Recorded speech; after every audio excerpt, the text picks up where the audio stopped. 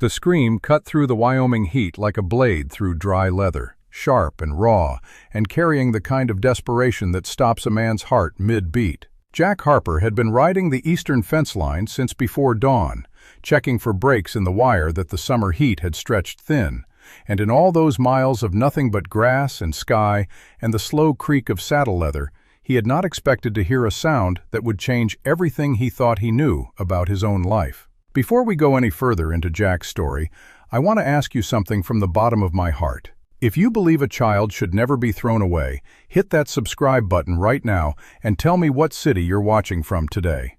I want to see just how far this story has traveled. Now, let's begin. The day had started like any other on the Wyoming frontier, hot before the sun had fully cleared the ridge, the kind of dry heat that sucked the moisture from your lungs and left your skin feeling like old paper. Jack's bay gelding Copper moved at a steady walk, ears swiveling forward and back, catching sounds that were nothing more than wind and grass and the distant call of a meadowlark.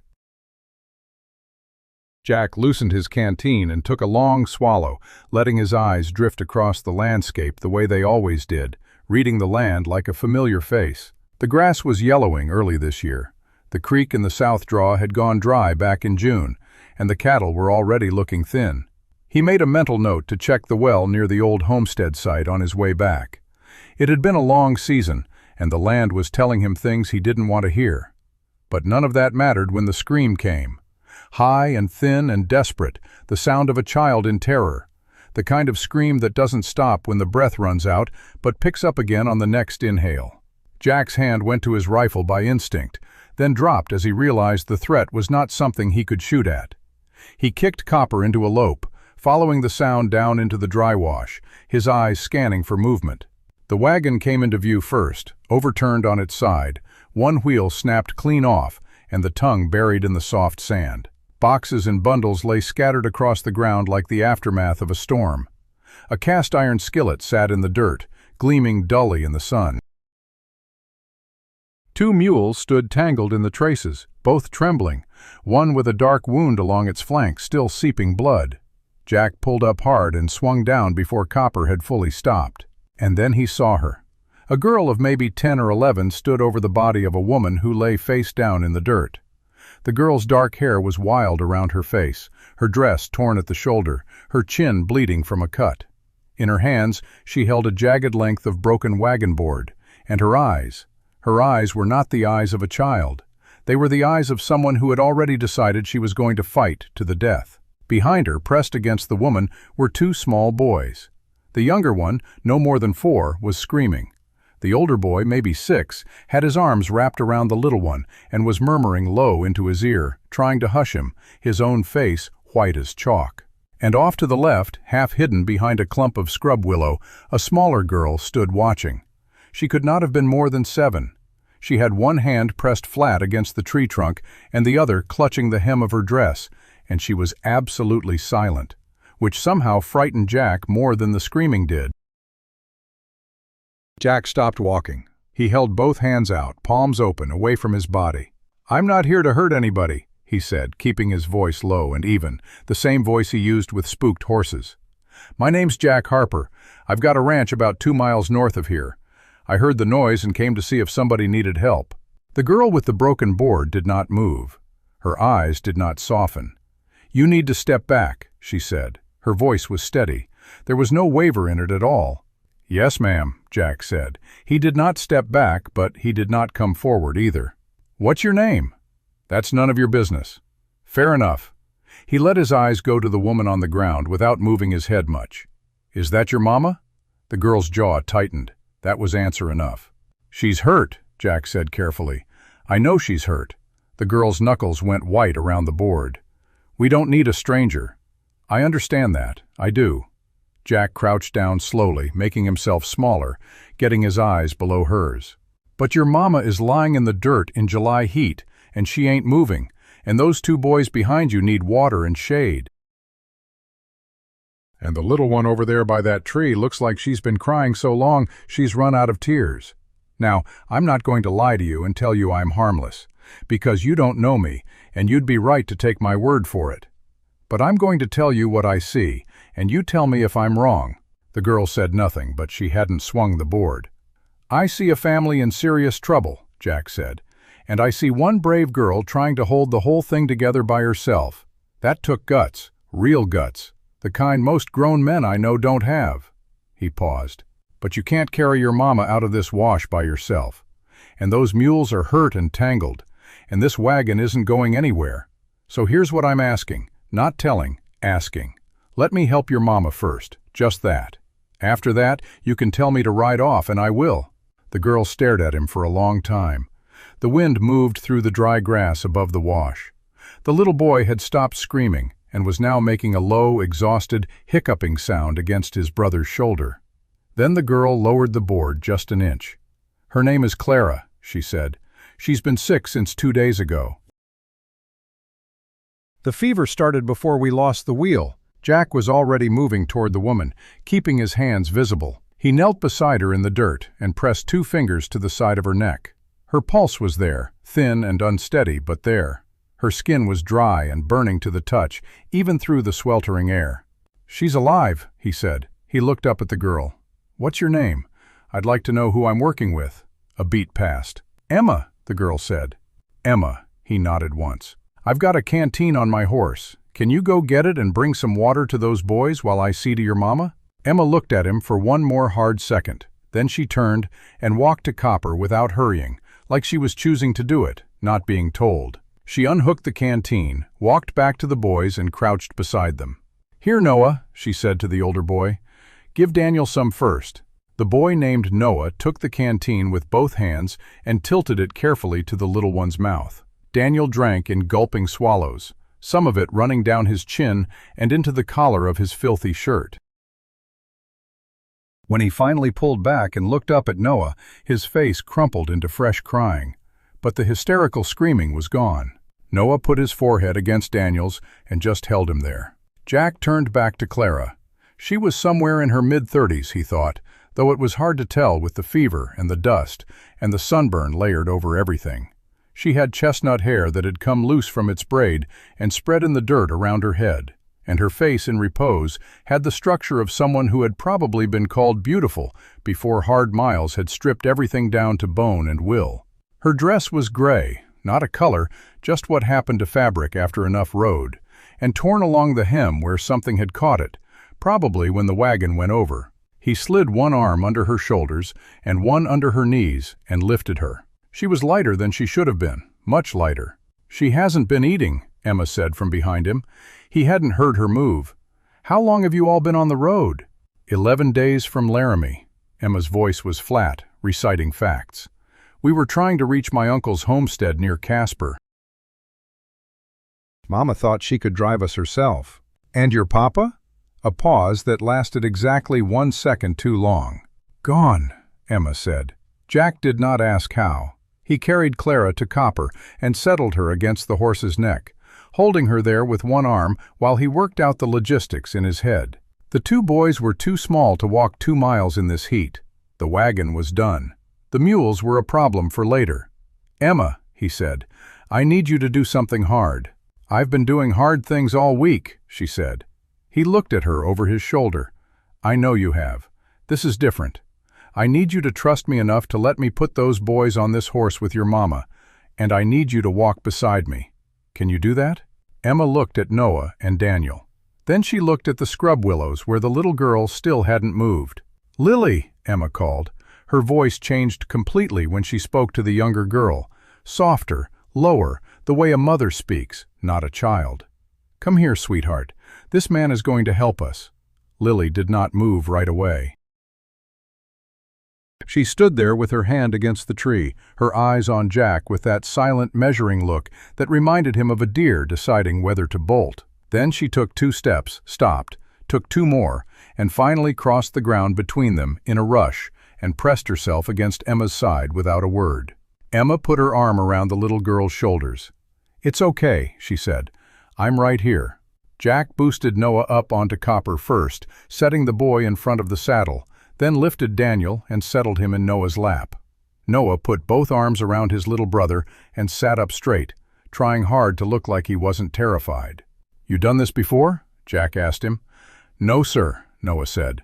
"You're doing fine," Jack said.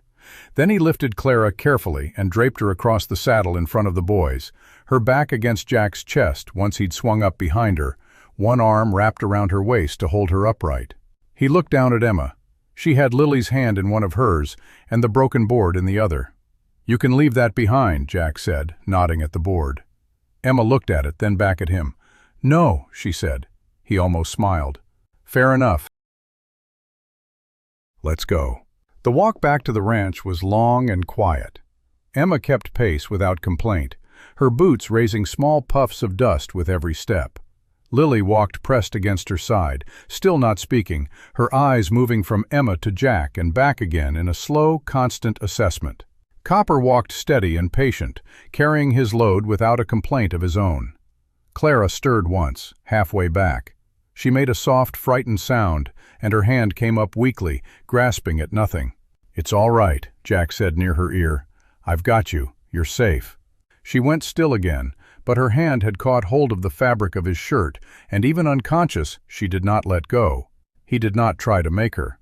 By the time the ranch came into view, the long, low house, the two barns, the windmill turning slow in the afternoon heat, Noah had fallen asleep, sitting upright in the saddle, with Daniel sagging against him. Both boys limp and trusting, the way only exhausted children can be. Jack kept one eye on them, and one on Emma, who had not slowed down once in 2 miles. "This your place?" she asked when the fence line came into view. "Yes, ma'am." "You live here alone?" "I do." Emma looked at the house, then up at him. "You're not married?" "No." "Why not?" Jack was quiet for a moment. "Haven't found a reason that made sense yet." Emma seemed to consider that. "Then you got a woman who comes to cook or a housekeeper?" "No, I manage." "Then who's going to take care of my mother?" He looked down at her. "I am." Emma held his gaze for a long moment. Then she looked away and said nothing else until they reached the gate. He got Clara into the house first, laying her on the bed in the back room, his own room, the only real bedroom, and covered her with a clean sheet. Her fever was high. He could feel the heat rolling off her skin from a foot away. He went to the kitchen and got the water basin and clean rags, then stopped in the doorway when he found Emma already there, wringing out a cloth. "I've been doing this for 2 days," she said without looking up. "Then you know what needs doing," Jack said. "I know, but I can't leave her alone anymore." Emma's voice cracked for the first time, just one crack. Then she pressed her mouth flat and controlled it. "I'm so tired." Jack crossed the room and crouched down in front of her. She was just a little girl. He could see it clearly now, in this small space, without the board in her hand and the open sky behind her. Just a little girl who had been carrying something no child should have to carry. "You don't have to anymore," he said. "Not tonight. I've got her. You go get those boys settled. There's a room off the back of the barn with 2 cots in it. It's clean. I just aired it out last week. Get Lily in there with them and let them sleep. I'll stay with your mama." He waited until she looked at him. "You're no good to her if you drop. You need sleep too." "I will not leave her side. I swear it to you." She stared at him with those old, worn eyes that sat in a child's face like stones in a stream. "You swear it," she said. "Not a question, a test." "On everything I own," Jack said, "on this ranch and every acre of it." Something in Emma's shoulders let go. It was a small thing, barely visible, but it was real. She handed him the cloth. "She takes water in small sips," Emma said. "She won't take it if you offer too much at once. And she cries sometimes when the fever's highest." "She doesn't like to be alone when she cries." "I understand. And Noah has bad dreams. He won't wake up screaming. He just gets real still and starts shaking. You have to say his name slow and even until he settles." "I'll remember." Emma stood up. She looked at him one more time, and in that look was the weight of every decision she'd had to make in the last 11 days, every time she'd had to be the one who kept going when there was no one else left to do it. "Thank you, Mr. Harper," she said. "Jack," he said. She almost smiled. Then she went to collect her sister and her brothers, and Jack Harper turned to the woman on the bed, sat down in the chair beside her, and got to work. It was full dark by the time Clara's fever broke the first time. Not gone, just down enough that her breathing eased and her hands unclenched from the sheet. Jack sat beside her the whole time, trading out the cool cloths, coaxing water past her lips in small amounts the way Emma had described, watching the rise and fall of her chest with the steady attention of a man who understood that some things could not be hurried. Somewhere around midnight she opened her eyes. They were gray. He noticed that first, even in the dim lamplight, gray and sharp, even through the fog of fever, with the same quality of watchful intelligence he'd seen in Emma's face out in the wash. She looked at him without speaking for a long moment, her brow furrowed, trying to place him in a world that had clearly stopped making sense some days ago. "Where?" Her voice came out a dry whisper. "My ranch," Jack said. "You're safe. Your children are safe. They're sleeping." Clara's eyes went wide. Her hand shot out and caught his wrist. "Emma." "Safe, asleep, all 4 of them." He held her gaze. "I promise you." She stared at him. Then her eyes filled up, not crying, not yet, just filling the way a dry creek bed fills in the first moments of rain. "Who are you?" she asked. "Jack Harper. I found your wagon in the south draw this afternoon." "Emma." "She's fine. She fought me for about 10 minutes before she'd let me help," Jack said. "Strongest 10-year-old I have ever met in my life." Something moved across Clara's face. Pride. Even now, sick and scared, and 100 miles from anywhere she knew, the pride came through. "She takes after her father," Clara whispered. "She takes after herself," Jack said. Clara looked at him for another long moment. Then, slowly, her fingers loosened around his wrist, not releasing him, just loosening, like she'd made some kind of decision she wasn't ready to name yet. "The boys," she said. "Noah gets bad dreams." "I know, Emma told me." Jack set the cloth against her forehead. "Sleep if you can. I'll be here." Clara's eyes drifted closed, then open again. "Why?" she asked. Jack thought about it. He could have said a dozen things. Because it was the right thing. Or because no decent man rides past a woman down in the dirt. Or because the sound of that child screaming was not something a man could unhear. All of those things were true. But what came out was something simpler and truer than all of them. "Because your little girl stood in front of you with a broken board," he said, "and she wasn't going to move. And that kind of love deserves protecting." Clara did not answer. Her breathing had already evened out into the slow rhythm of exhausted sleep. But in the lamplight, before her eyes closed, Jack saw the faintest pull at the corner of her mouth. Not a smile, not yet, but the possibility of one. Outside, the Wyoming night had cooled the land to something almost bearable, and the windmill turned slow and steady against a sky full of stars. In the back room off the barn, 4 children slept tangled together on 2 narrow cots, breathing the deep, boneless breath of people who had finally, for one night at least, let someone else keep watch. Jack Harper sat in his chair beside a stranger's bed and listened to the dark outside his window. And for the first time in years, the house didn't feel empty. It felt like it was waiting for something. And somewhere in the back of his mind, in a place he hadn't visited in a long time, something quiet and certain was beginning to understand what that something was. He told himself it was too soon to think about things like that. He told himself to focus on the fever, the children, the mourning, the practical business of keeping 4 kids and a sick woman alive on a ranch that had only ever been set up for one man. He told himself all of that. Then he settled back in the chair and stayed. The fever did not break clean. It came down through the night and climbed back up before dawn, the way bad fevers do, teasing, retreating, then returning with more force than before. Jack changed the cloths without stopping, coaxed water past her lips in the dark, and when her breathing went shallow around 3 in the morning, he sat forward in his chair and put his hand flat against her sternum and said low and steady, "Come on now. Your children need you. Don't you quit on them." She did not quit.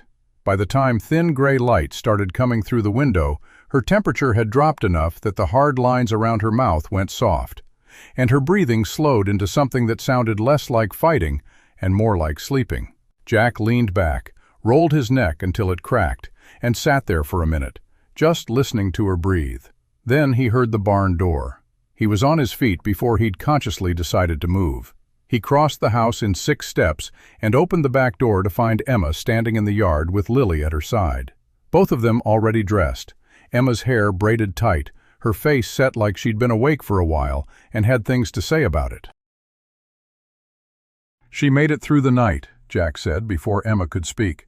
Emma's breath came out in a long, controlled exhale. "I heard her in the night. The coughing. She fought it. She's resting now." He stepped back from the doorway. "Come in, I'll get the stove going." Emma walked past him without a word and went straight to the back bedroom.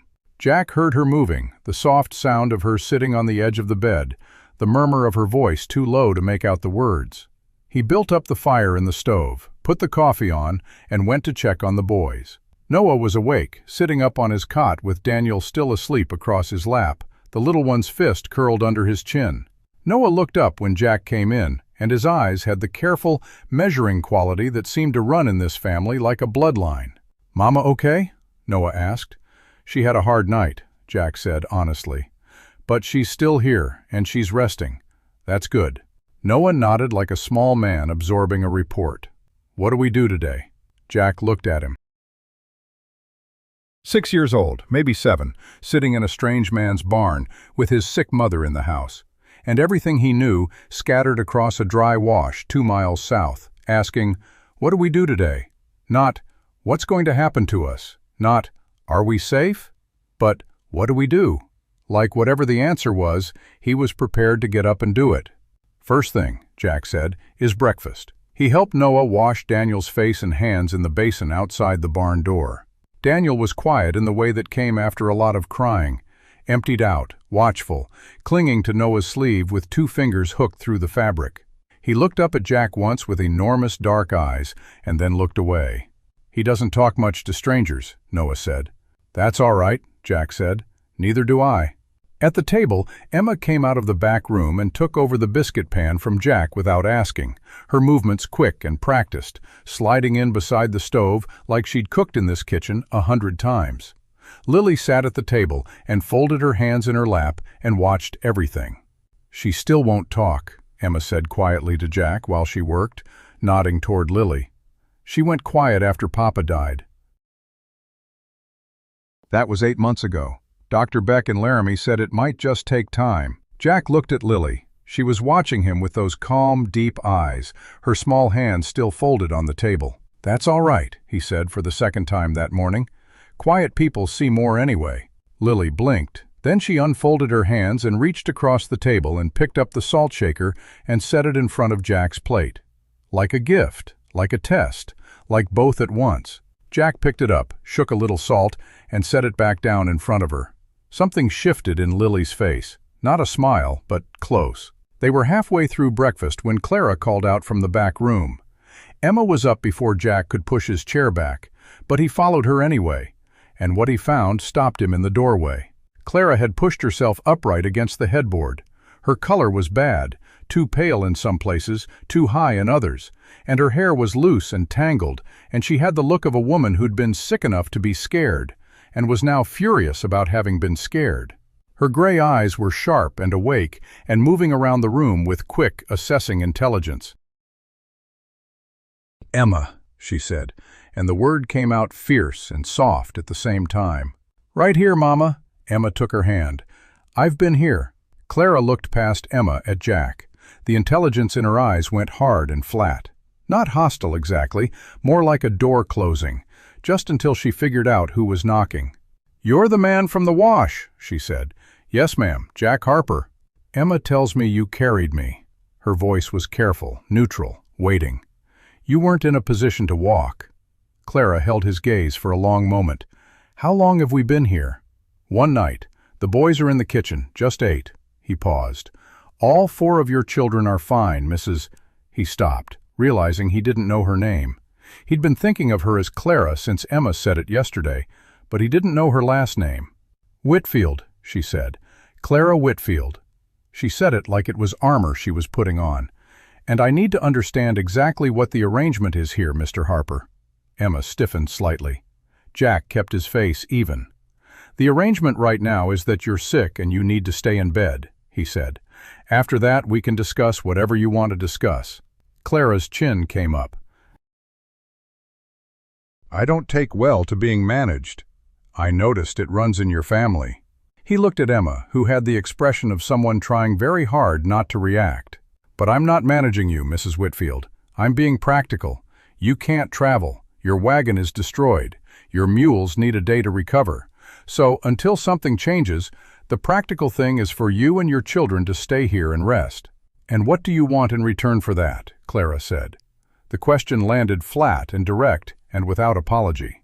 And Jack understood immediately what she was really asking. He'd spent enough time around people who'd learned the hard way that nothing came free to know what that question sounded like underneath the words. "Nothing," he said. "Not a thing." Clara stared at him. "Men don't do something for nothing." "Some do," Jack said. "I'll let you decide which kind I am." He nodded to Emma.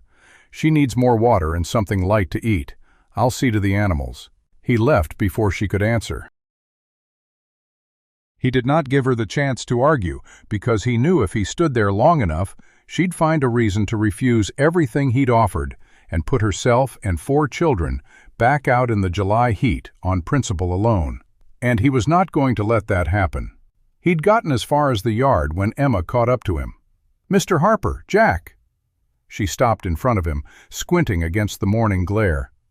"She's not ungrateful, she just—" Emma paused, working out how to say it. "A man came to help us before, back in Laramie, after Papa died. Said he was a friend of the family, offered to take care of things." Jack waited. "He wasn't helping us," Emma said. "He was helping himself." Jack crouched down to her eye level. "What happened?" Emma's jaw tightened. "His name is Harlon Voss. He's my grandfather, my mother's father." She said the word grandfather, the way some people say a disease. "He's a cattle broker in Cheyenne, rich, powerful, knows a lot of lawyers." She paused. "He went to a judge in Laramie and said Mama was unfit. Said she couldn't care for 4 children alone after Papa died. He wanted custody." The words landed in Jack's chest like a stone in still water. "Did he get it?" Jack asked. "Not yet." Emma's voice went very quiet. "That's why we're trying to reach Uncle Samuel in Casper. He's Mama's brother. If we can get to him, he can help fight the petition. But if Harlan finds us before we reach Samuel—" She stopped. "He'll take you," Jack said. Emma looked at him. "He'll take us, all 4 of us, not because he wants us." Her voice did not crack, but it took visible effort. "He wants the land Grandpa left Mama, 40 acres outside Laramie with a water source. Harlan's been trying to get it for 2 years. If he has custody of us, he controls everything that belongs to Mama until we're grown. And by then it won't matter." Jack finished. "He'll have swallowed it all." Emma nodded once. Jack was quiet for a moment. He thought about the woman in his back bedroom, Clara Whitfield, with her hard gray eyes and her closed-door expression, and her voice that had been learning for 8 months how to sound like it didn't need anything from anyone. He thought about what that kind of weariness cost a person, what it cost to earn it. "Does your grandfather know which way you went?" he asked. "He has men," Emma said. "He always has men." Jack stood up slowly. He looked out at the fence line, the road, the long flat plain that ran south toward Laramie and north toward Casper, wide open and visible for miles in every direction. "All right," he said. Emma looked up at him sharply. "All right, what?" "All right. We've got a problem that needs solving," Jack said. "And standing here talking about it isn't solving it." He looked down at her. "Go back inside. Stay with your mama. Don't say anything to her yet about this conversation. She'll ask, I know. Tell her I'm checking the fence line." He paused. "Can you do that for me?" Emma looked at him for a long, measuring moment. Then she turned and went back inside without another word. Jack saddled Copper in less than 4 minutes. He rode hard to the south draw first and spent 20 minutes at the wrecked wagon, salvaging what he could. 2 traveling cases, a small wooden box that had slid under the overturned seat, Clara's wool coat folded and wedged behind the driver's bench. He tied the mules loose to his saddle horn and led them back at a walk, letting them set their own pace with their injuries. On the way back, he passed his nearest neighbor's property, a spread belonging to Roy Calhoun, who'd ranched this valley for 30 years and knew every soul within 50 miles and the business of most of them. Roy was at his fence when Jack rode past. "You've got to look," Roy said, leaning on his post-hole digger. "Trouble," Jack said. "The Harlon Voss kind." Roy's face changed. He knew the name. Most men in this part of Wyoming knew the name. Voss had fingers in cattle contracts, water rights, and at least 2 judges that anyone would talk about openly, and probably more that nobody would. "That's not a small problem," Roy said. "No," Jack agreed. "It's not. I've got his daughter-in-law and 4 grandchildren at my place. The wife's sick. The wagon's gone. Voss has a custody petition filed in Laramie and men on the road." He kept his voice flat and factual, giving Roy the information and letting him do what he wanted with it. Roy was quiet for a moment. Then he said, "Pastor Elias rides through on Thursdays. That's tomorrow. I know he's got connections to the county clerk in Casper, went to seminary with him." Roy rubbed the back of his neck. "That ain't legal advice." "No," Jack said, "but it's a start." He was back at the ranch before noon. He turned the mules into the paddock with water and feed, and was crossing the yard toward the house when he heard the voice through the open window, low and controlled, but carrying the edge of someone who'd been building up to something. "Emma Grace, I want you to tell me exactly where we are and exactly what he said to you." Jack stepped inside. Clara was sitting up in the bed with her arms crossed and her color up. Too high, the fever still working in her, even as she fought it down by sheer stubbornness. And Emma was standing at the foot of the bed with her hands clasped in front of her, and the expression of someone who had been through a very thorough interrogation, and was not sure she'd survived it. "I told you to rest," Jack said from the doorway. Clara turned on him. "I told you I don't take well to being managed." "You've said that." "Then why is my daughter telling me things in pieces? Why do I feel like there's a conversation happening around me that I'm not part of?" Clara's voice was sharp, but underneath the sharpness was something raw. "Mr. Harper, Jack, I need to know what is going on." Jack came into the room. He pulled the chair away from the wall and sat down in it and looked at her straight. "Your father has men on the road," he said. "I don't know how close they are. I don't know if they tracked you south from Laramie or if they're coming from another direction. What I know is that you can't travel and your wagon is gone, and your best option right now is to stay here until we can get word to your brother in Casper." Clara's face had gone very still. "How do you know about Samuel?" "Emma told me." Clara looked at her daughter. Emma met her eyes without flinching, and something passed between them. Not anger, not blame, just the tired acknowledgement of 2 people who both knew the same hard truth and had been trying to protect each other from it. "He was going to find out anyway, Mama," Emma said quietly. "He needed to know." Clara pressed her lips together.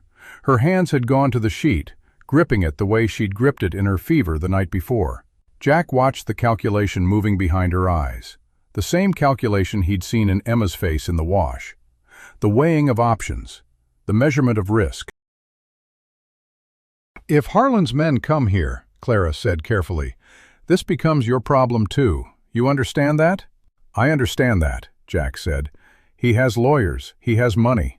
Her voice was steady, but it cost her. "He will make your life very difficult, Mr. Harper. He has done it to better men than either of us." "I reckon," Jack said, "that Harlon Voss has spent most of his life making things difficult for people who let him." He leaned forward, his elbows on his knees. "I don't let men like that set the terms." Clara stared at him. Whatever she was looking for in his face, she seemed to find some version of it, because some of the rigidity left her shoulders. "Why?" she said again. The same word from the night before. "Because Emma stood in front of you with a broken board," Jack said. "I gave you that answer once already." Clara was quiet for a long moment. Then she said, "You're a very strange man, Jack Harper." "So I've been told." "You don't know us. You don't owe us anything." "No," he agreed. "I don't." He stood up, pushed the chair back. "But here's what I know, Mrs. Whitfield. Your little girl has been the adult in this family for 11 days straight. Your boys are running on empty. Your youngest one hasn't spoken a word since I found you, and you've been fighting a fever alone in the back of a wagon for 2 days, trying to hold it all together." He picked up the water glass from the bedside and held it out to her. "So right now, the thing you can do that helps everybody most is drink this and let yourself get better. Everything else we'll figure out one thing at a time." Clara took the glass. She drank. She handed it back. "One thing at a time," she repeated quietly, like she was testing the weight of it. "That's all anybody can do," Jack said. He was at the door when she spoke again. "Jack," he turned. Clara looked at him from the bed, still pale, still feverish, still armored in every way she knew how to be. But something in her eyes had shifted, just barely, like a window opened 1 inch in a house that had been shut up for a long time. "Thank you," she said, "for last night." She paused. "Emma told me you stayed the whole night." "She needed watching," Jack said simply. Clara nodded once. Then she lay back against the pillow and closed her eyes, and her hands finally unclenched from the sheet. Jack went back to the kitchen. Noah and Daniel were at the table, Daniel asleep again with his cheek on his folded arms. Noah drawing something in the flour dust on the tabletop with one finger. Lily was in the corner chair, watching the door to the back room with a look of absolute attention. When Jack came in, she looked up at him. He sat down at the table. He picked up a tin cup and set it upside down. He looked at Lily. She looked at the cup. Then she reached across the table and picked up the salt shaker, the same salt shaker from breakfast, and set it next to the upturned cup. Like a game, like a question. Jack picked up a fork and set it on the other side of the cup. Lily's eyes moved from the fork to his face and back. Then, very carefully, she reached out and turned the cup right side up. Jack poured a little water into it from the pitcher on the table. Lily wrapped both hands around the cup and held it without drinking, just held it. And when she finally looked up at him, her eyes were wet, but her face was still and steady. Jack did not say anything. He just nodded slow and even, like they'd agreed on something important. And in the quiet of the kitchen, with the sound of Clara breathing in the back room, and Daniel asleep at the table, and Noah's finger moving through the flour dust, that was exactly what they had done. Outside, the afternoon sun pressed down on the Wyoming plain, and somewhere on the road south of them, Harlon Voss's men were riding north. Jack could feel it, the way a man who'd spent enough years on the land could feel weather coming. Not in any single thing, but in everything at once. A low pressure building at the edge of the sky. He refilled Lily's cup without being asked. She held it with both hands again and did not let go. And in that moment, the first distant drum of hoofbeats sounded on the south road.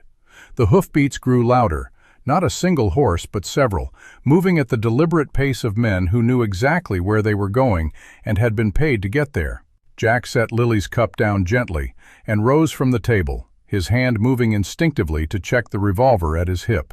He looked at Emma, who had gone still as stone in the kitchen doorway, her face pale but her eyes fixed on him with that same old, worn calculation he had seen in the wash. "Take them to the back room," Jack said, his voice low and even. "Do not come out until I call for you, no matter what you hear." Emma opened her mouth to argue, then closed it. She crossed to the table, took Lily's hand, and lifted Daniel from his chair in one smooth motion. Noah followed without being told, his small face set in a mask of forced calm that broke Jack's heart more than any tears would have. They disappeared into the back room off the kitchen, and the door clicked shut. Jack stepped out onto the front porch and closed the door behind him. The afternoon sun was still high, the heat pressing down like a weight, and the dust from the south road rose in a brown cloud that resolved into 3 riders. They pulled up at the gate with the unhurried confidence of men who were accustomed to other men stepping back when they arrived. The one in the lead was lean and sharp-featured, wearing a suit coat that was too clean for ranch country, and a hat that sat at an angle, suggesting he knew exactly how much he was worth.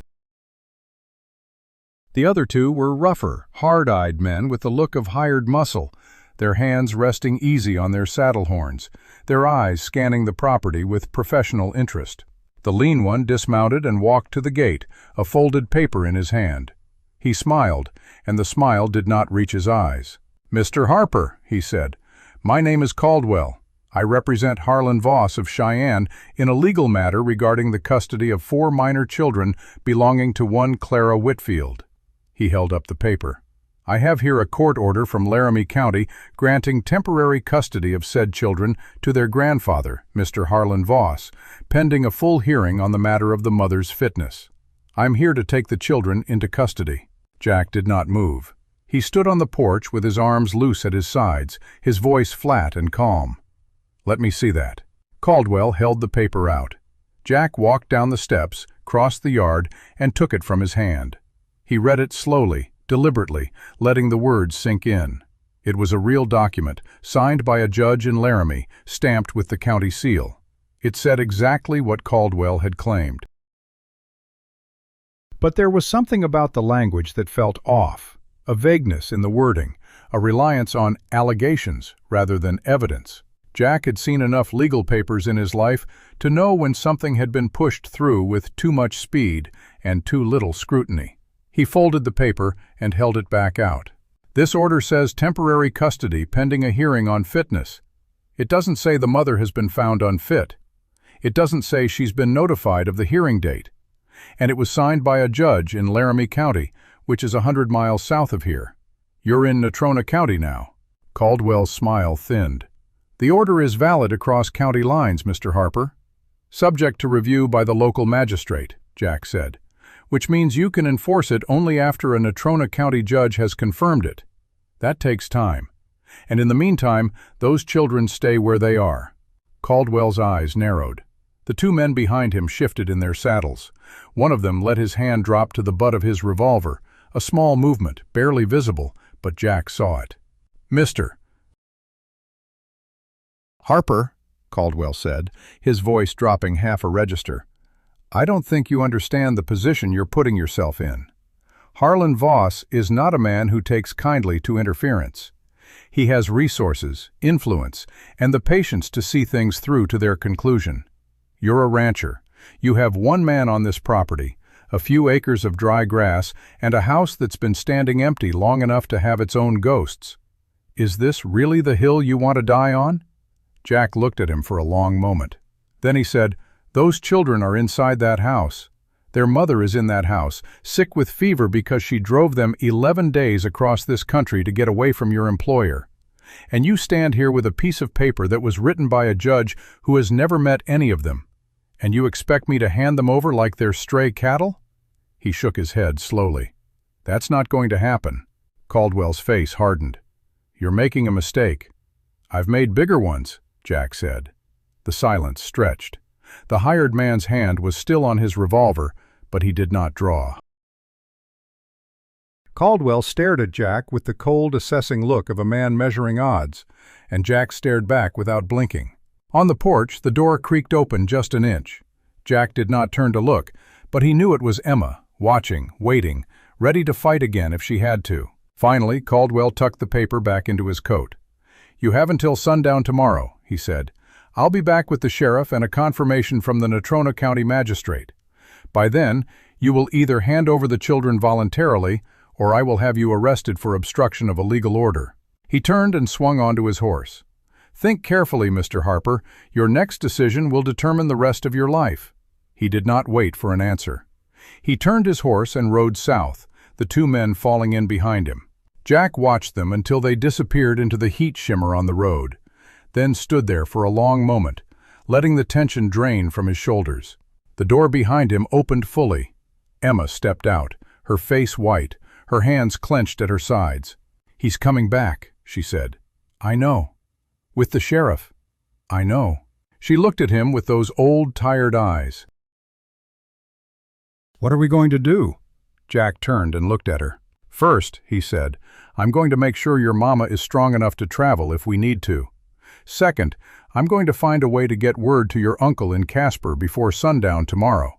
He paused. "And third, I'm going to make sure that when that man comes back, he finds out he's not the only one who knows how to use a piece of paper." Inside the house, Clara was sitting up in bed when Jack and Emma came in.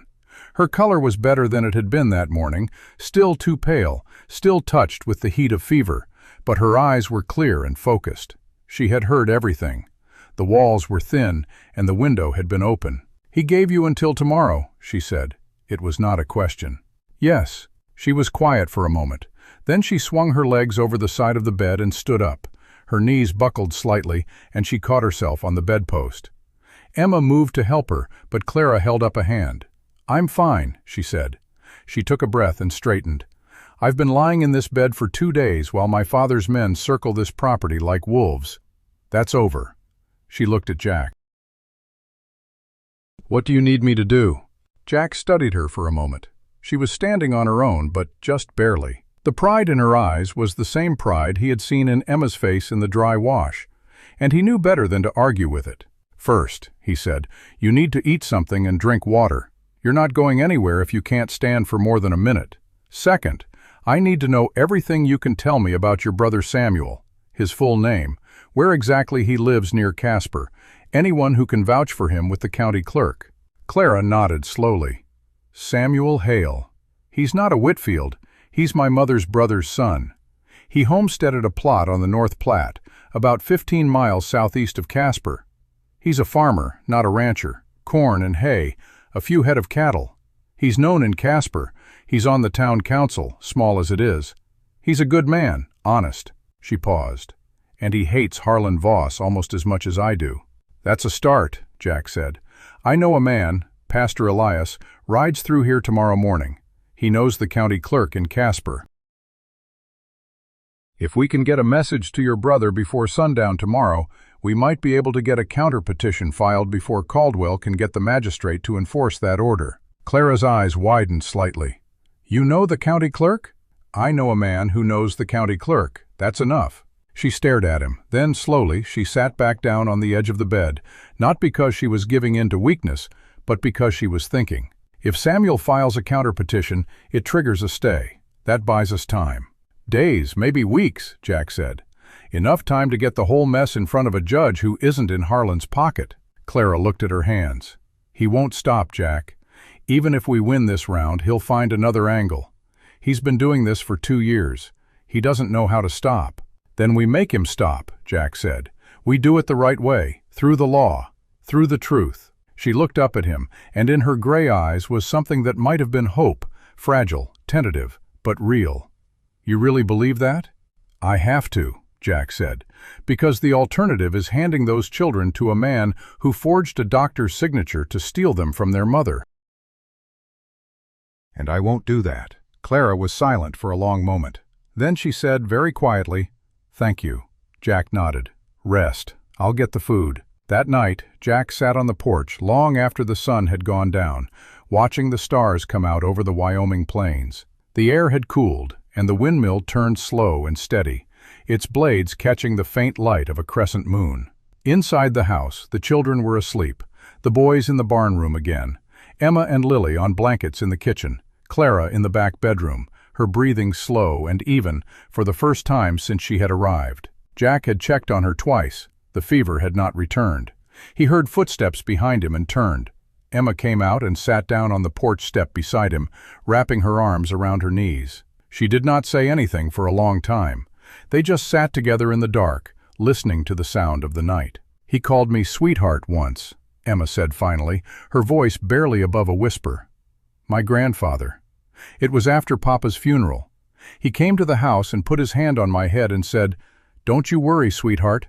Grandpa will take care of everything.'" She paused.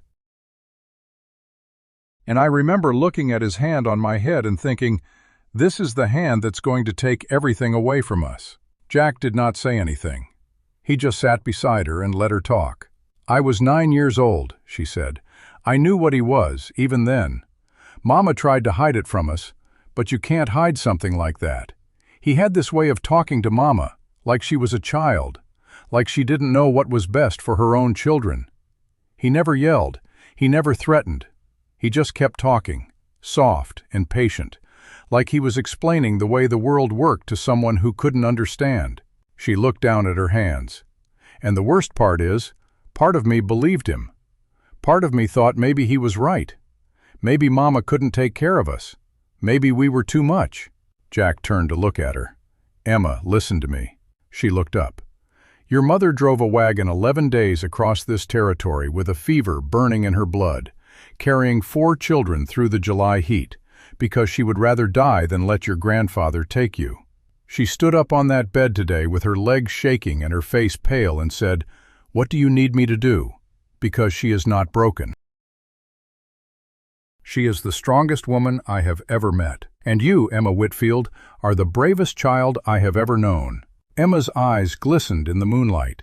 She wiped them with the back of her hand and said, "I don't feel brave." "Brave people never do," Jack said. "They just keep moving forward because there's nothing else to do." They sat in silence for another moment. Then Emma said, "What happens tomorrow?" "Tomorrow Pastor Elias comes. We send word to your uncle, and then we wait. And if the sheriff comes before the word gets there." Jack looked out at the dark road. "Then we stand our ground." Emma nodded slowly. Then she leaned her head against his shoulder, just for a moment, barely long enough to register, and then she stood up and went back inside without another word. Jack sat on the porch a long time after she left, staring at the stars, thinking about a 10-year-old girl who had learned to fight before she had learned to play, and a woman who had been told she was broken and had refused to believe it, and 3 smaller children who were still figuring out how to trust the world again. He thought about the man riding toward them with his papers and his patience and his cold, endless confidence that he would win. He thought about what it meant to be the line between them. The next morning came gray and still, the heat holding back for once, the sky a pale washed-out blue that promised nothing. Jack was up before dawn, checking the stock and making sure the mules from the wash were healing. The wound on the one's flank was closing cleanly. He gave them extra feed and turned them back into the paddock. He was at the well drawing water when he heard the sound of a horse on the road. He straightened and turned, his hand going to his revolver by habit, but the rider was alone, and the horse was an old gray mare, moving at the unhurried pace of a man who trusted the animal and knew the road. The rider was a man in his 60s, with a face that had been carved by weather and kindness in equal measure, and a collar that marked him as a man of the cloth. Pastor Elias Cole. Jack walked to the gate and opened it. "Morning, Pastor." "Jack." Elias dismounted with the careful movements of a man whose knees had opinions about horses. "Roy Calhoun said you might need to see me. Said it was urgent." "Come inside," Jack said. "I'll put coffee on." They sat at the kitchen table, and Jack laid it out plainly. The children, the mother, the custody petition, the forged doctor's signature, the threat from Caldwell, the sundown deadline. Elias listened without interrupting, his coffee growing cold in front of him. When Jack finished, Elias was quiet for a long moment. Then he said, "Thomas Briggs, county clerk in Casper. I went to seminary with him 30 years ago. He's a good man, a fair man, and he knows the law inside and out." He looked at Jack. "If I ride to Casper today, I can have a counter-petition filed by noon tomorrow. That will trigger a stay on the Laramie order. It won't stop Harlon Voss permanently, but it will buy you the time you need." "How fast can you ride?" "Fast enough." Elias stood up. "I'll need a fresh horse. My mare is good, but she's not built for speed." Jack nodded. "Take Copper. He's the fastest thing on this property." Elias looked at him for a long moment. "You're putting a lot of faith in a man you only know through Roy Calhoun. I'm putting faith in a man who wears a collar and doesn't flinch when he hears the name Harlon Voss," Jack said. "That's good enough for me." 20 minutes later, Elias was on Copper, heading north toward Casper at a ground-eating trot that would eat up the miles. Jack watched him go, then turned back to the house. Clara was standing in the doorway, leaning against the frame. She had put on a clean dress, one of the ones Jack had salvaged from the wagon, and her hair was braided. She looked tired, but she was standing on her own. "He's gone," she said. "He'll be in Casper by nightfall," Jack said.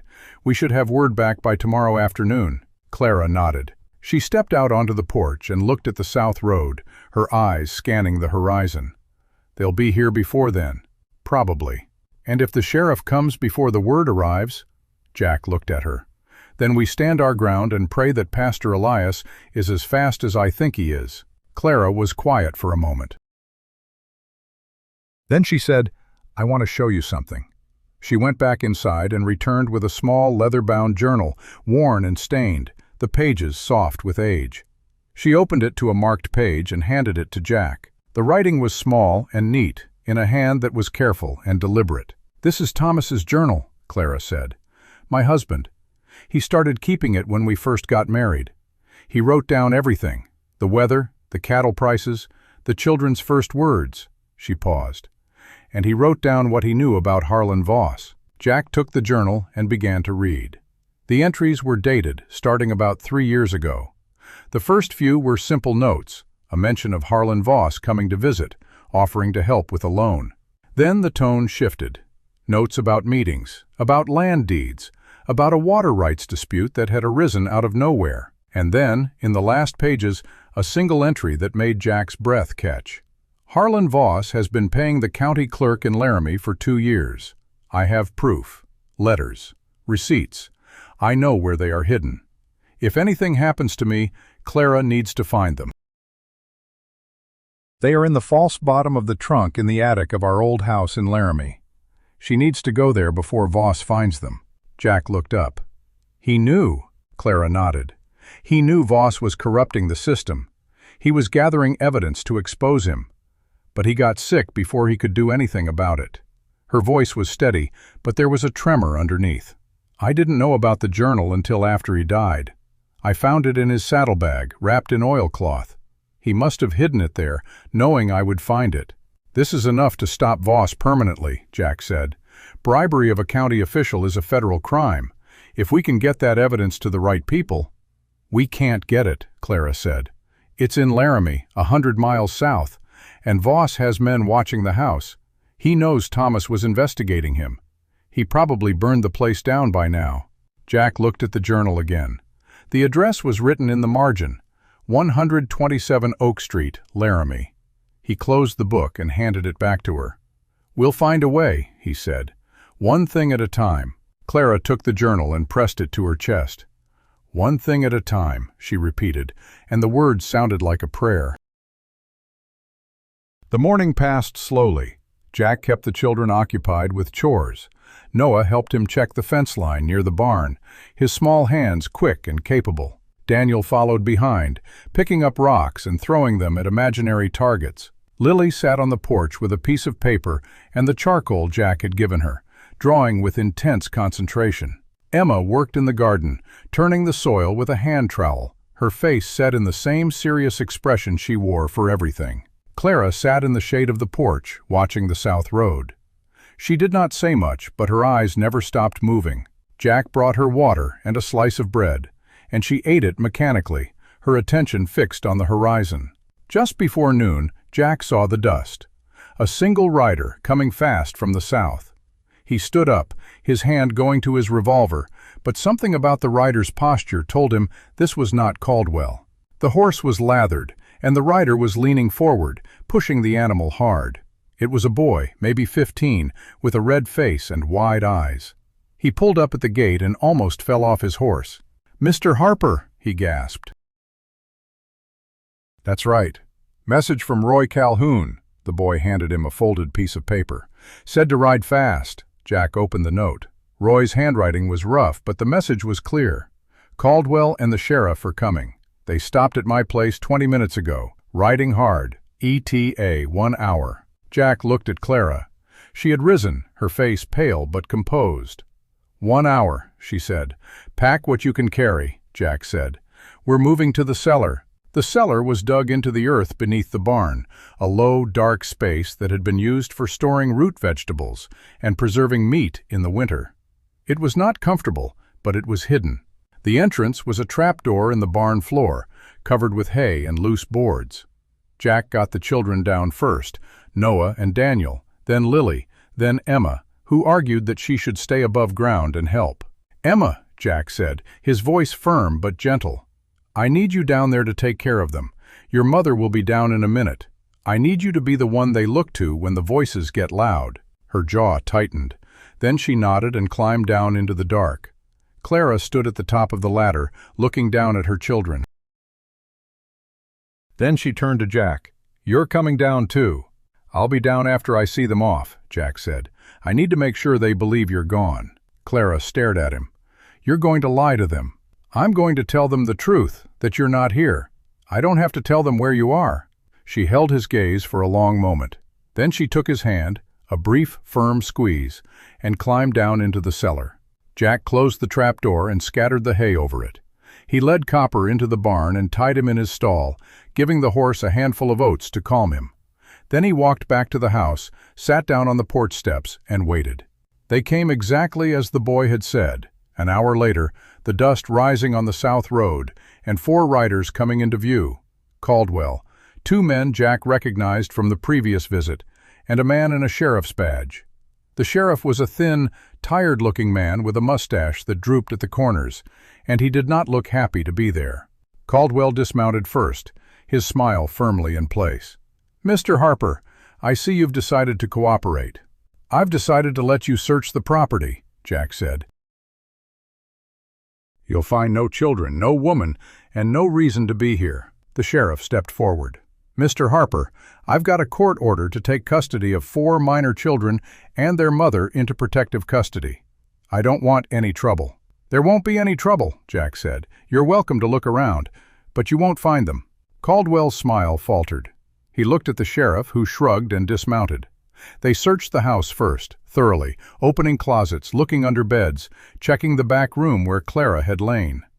Jack stood in the doorway and watched, his arms crossed. When they moved to the barn, Jack's heart beat a little faster, but he kept his face still. They searched the stalls, the hayloft. The trapdoor was buried under a pile of feed sacks that Jack had arranged that morning. One of the men stepped on it and did not even pause. They searched the property for an hour. They found nothing. Caldwell's face had lost its smile. He stood in front of Jack, his eyes hard. "Where are they?" "I told you," Jack said. "They're not here." "Then where did they go?" "I'm just a rancher. I don't keep track of every traveler who passes through." Caldwell stared at him. The sheriff looked uncomfortable. Finally, Caldwell turned to the sheriff. "He's lying." "Maybe," the sheriff said, "but without evidence, I can't do anything." He looked at Jack. "Mr. Harper, I'd advise you to cooperate fully when Mr. Voss returns with a federal order. This is not over." Jack nodded. "I understand." Caldwell mounted his horse without another word. The sheriff tipped his hat and followed. Jack watched them ride south until they were out of sight. Then he walked to the barn, cleared the feed sacks, and lifted the trap door. Clara was standing at the bottom of the ladder, her face lit by the dim crack of light from above. The children were huddled behind her, Emma with her arms around Lily, Noah holding Daniel's hand. "They're gone," Jack said. Clara's shoulders sagged. She closed her eyes for a moment. Then she climbed up, and the children followed, one by one, blinking in the sudden sunlight. Emma looked at Jack. "You did it."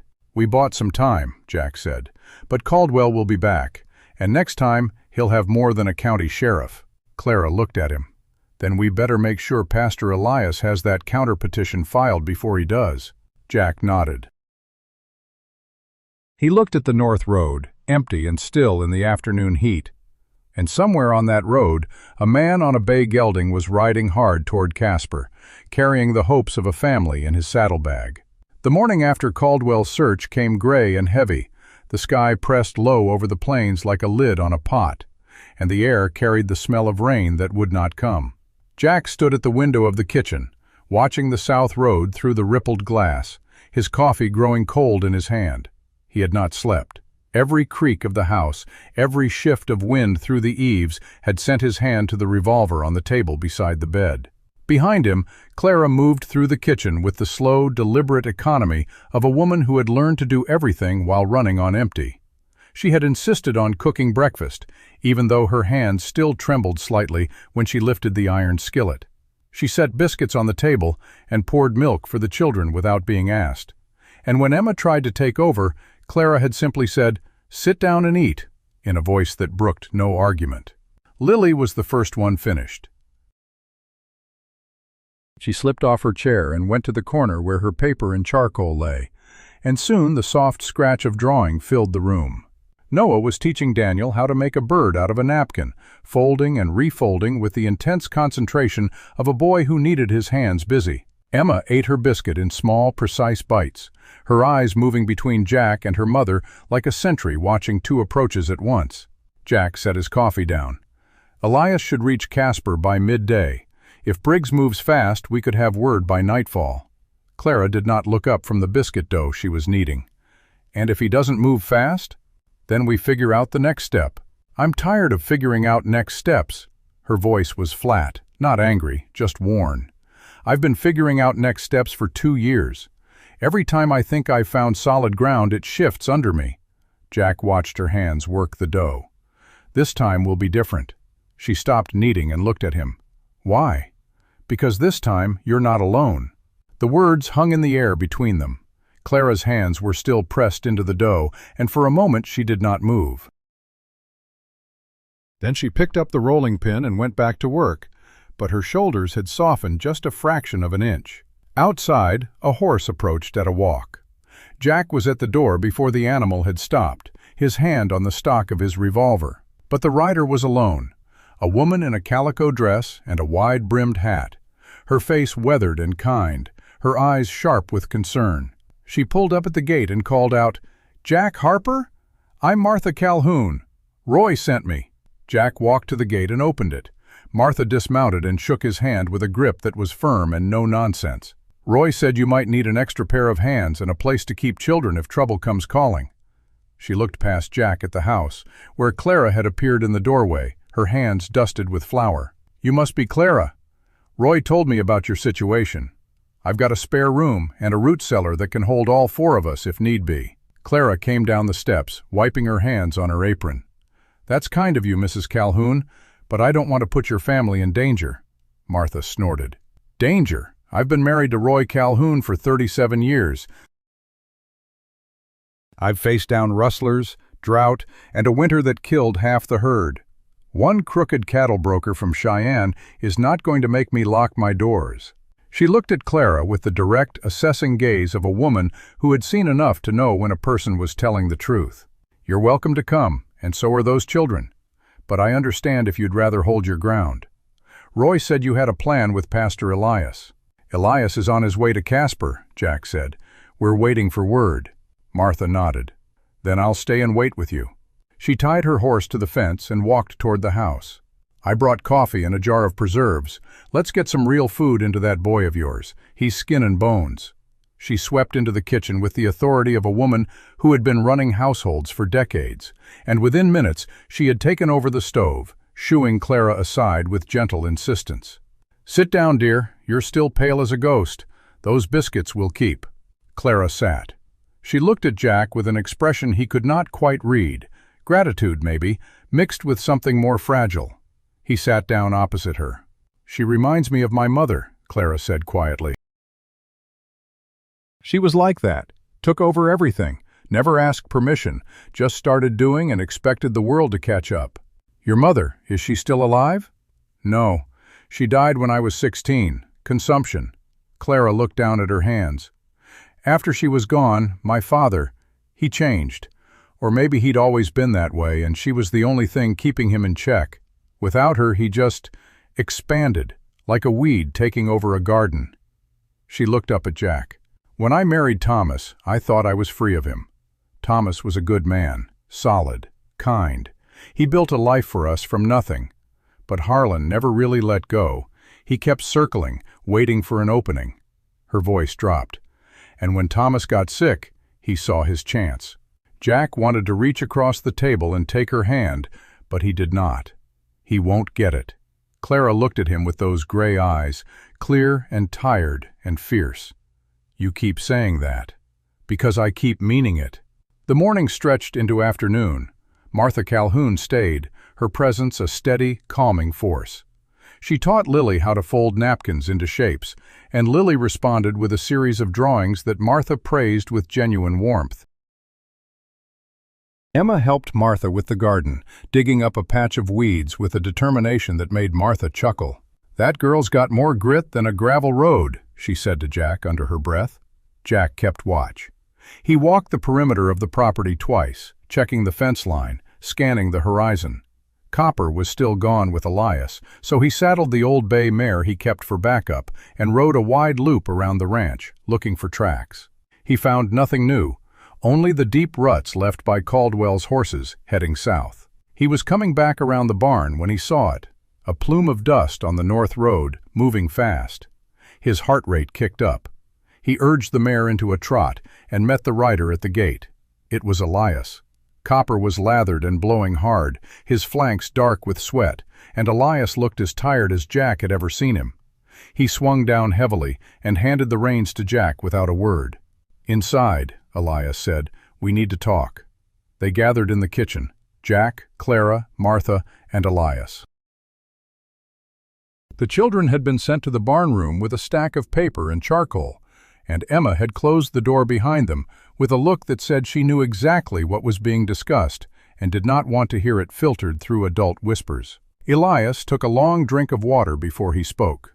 "I reached Casper by mid-afternoon, saw Thomas Briggs, told him everything: the forged signature, the custody petition, the bribery allegations in Thomas Whitfield's journal." He paused. "Briggs is a good man. He believed me. He filed the counter-petition within the hour. It's been served on the Laramie court and the Natrona County magistrate." Relief flickered across Clara's face. "Then it's done?" Elias shook his head slowly. "Not yet. The counter-petition triggers a stay, yes. But while I was in Briggs's office, a telegram arrived from Cheyenne. Harlon Voss has filed a motion for an emergency hearing, claiming that the children are in immediate danger and that you, Jack, are holding them against their will. He's petitioned for a federal marshal to enforce the original order." Jack's jaw tightened. "That's a lie." "Voss is not known for telling the truth," Elias said. "Briggs said the motion is weak. It relies on the same forged affidavit, but it will take time to fight. In the meantime, Voss has bought himself another week, and he's coming north." Clara's hands were flat on the table. "Coming north? Here?" Briggs heard from a clerk in the Cheyenne office that Voss has left the city with a small party. "He's expected in Casper within 2 days, and then he'll head south to this property." Elias looked at Jack. "He's bringing his own lawyer, and he may have a federal marshal with him by then." The kitchen was silent. Martha Calhoun drew in a slow breath. "Then you need to move those children somewhere he can't find them." "Move them where?" Clara's voice was sharp. "I have no family but Samuel, and he's in Casper, the same direction Voss is coming from. We can't go north." Jack had been thinking. "Then we go south." Clara stared at him. "South is Laramie. That's where Harlon has judges in his pocket." "Laramie is where the evidence is." The words hung in the air. Clara's face went very still. She looked at Elias, then at Martha, then at Jack. "The journal," she said slowly. "You want to go to Laramie and get the evidence from the trunk?" "Yes. It's 100 miles. And Harlon has men watching the house. He knows Thomas was investigating him. He's probably burned it down by now." "Maybe. But if that evidence still exists, it's the only thing that can stop Voss permanently. A counter-petition buys us time. The evidence buys us victory." Clara looked down at her hands. "I can't leave the children." "Then I'll go alone." "No." She looked up sharply. "You don't know the house. You don't know where the trunk is, or how to get into it without being seen." "I do." "You can't ride 100 miles in your condition." "I can ride 100 miles on a good horse with a full canteen and a reason to stay in the saddle." Her voice was steel, wrapped in exhaustion. "Jack, I have been running from this man for 2 years. I have been hiding in other people's houses, sleeping with one eye open, waiting for him to catch up. If there is a chance, even a small one, to end this, I am taking it." Jack looked at her for a long moment. "Martha," he said, "can you stay here with the children?" "I can stay," Martha said. "Roy will come by tonight. We can hold this place for a week if we need to." "Emma!" Jack raised his voice. "Come in here." The door opened and Emma stepped in. She had been listening, of course. Her face was pale but composed. "I heard. Your mother and I need to ride to Laramie. We'll be gone 3 days, maybe 4. Martha will stay here with you. Can you help her with the younger ones?" Emma's jaw worked. She looked at Clara, then at Jack. "You're leaving us?" "To end this," Clara said. She crossed the room and knelt in front of her daughter. "Emma, I told you once that you had carried this fight long enough. Now it's my turn. I need you to be strong for your brother and sisters one more time. Just a few more days. Then we'll be done." Emma's eyes were bright, but she did not cry. She threw her arms around Clara's neck and held on for a moment, then pulled back. "You come back." "I will." "You promise?" "I promise." Emma looked at Jack. "You bring her back." "On everything I own," Jack said. Emma nodded once, sharp. Then she turned and went back to the barn room without another word. They left within the hour. Jack saddled the old mare for himself and a sturdy sorrel from Roy's string that Martha had brought for the journey. Clara changed into a riding skirt and boots that Martha had provided, a little big but serviceable. She tied her hair back and filled a bag with dried meat and biscuit and a canteen. She kissed each child on the forehead, told Lily she would bring her new paper from town, and did not look back at them when she mounted. Jack checked his revolver, slipped extra cartridges into his pocket, and swung up onto the mare. He looked at Martha. "If we're not back in 5 days, send word to Roy. Tell him to take the children to Casper and put them under Samuel Hale's care." Martha nodded. "Godspeed, Jack." He touched the brim of his hat and turned his horse south. Clara fell in beside him. The afternoon sun was hot, but the sky had begun to change, clouds building on the western horizon, gray and heavy, the first real threat of rain in weeks. They rode in silence for the first few miles, each lost in their own thoughts. Jack scanned the land ahead and behind, watching for riders. The road was empty. After an hour, Clara spoke. "You didn't have to do this. I know. You didn't have to take us in. You didn't have to ride to Laramie. You could have handed us over to Caldwell and gone back to your quiet life." "I could have. Why didn't you?" Jack was quiet for a moment. The wind moved through the dry grass, bending it like a hand brushing across the surface of water. "Because I've been alone for a long time," he said, "and I'd convinced myself that was how I liked it. But then I saw you lying in that dirt, and Emma standing over you with a broken board, and those 2 little boys holding each other, and the smallest one pressed up against that tree like she was trying to disappear into the bark." He looked at her, and I realized I was wrong. I wasn't alone because I wanted to be. I was alone because I'd stopped believing there was anything worth fighting for. Clara held his gaze. The clouds rolled in from the west, covering the sun, and the light turned gray and soft. "And now?" she asked.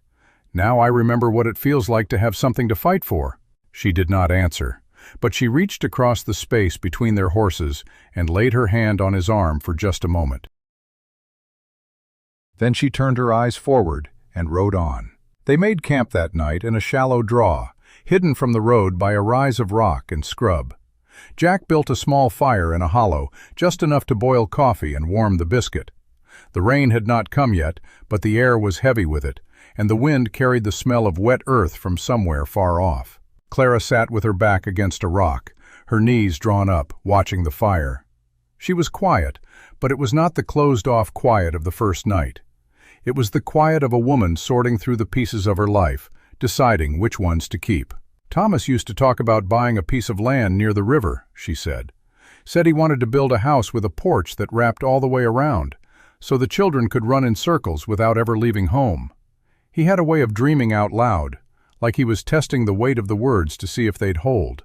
Jack fed a small stick into the fire. "Sounds like a good man." He was. He was not a fighter, not the way you are. He was gentle, patient. He thought he could outlast Harlon by being honest and waiting for the truth to win. She shook her head. "He never understood that some men don't care about the truth." "Is that why you're different?" She looked at him. "I'm not different, I'm just tired of waiting." The fire crackled. A coyote called in the distance, answered by another farther west. The horses shifted in the dark, tethered to a nearby juniper. Jack asked, "What will you do if we find the evidence and Voss is stopped?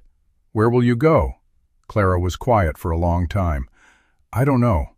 Samuel has land near Casper. He's offered to let us stay. But part of me—" She stopped. "Part of me does not want to start over. Part of me wants to stay somewhere that already feels like home." She looked at him. "But that is not a decision I can make tonight." Jack nodded. "No, tonight we sleep. Tomorrow we ride."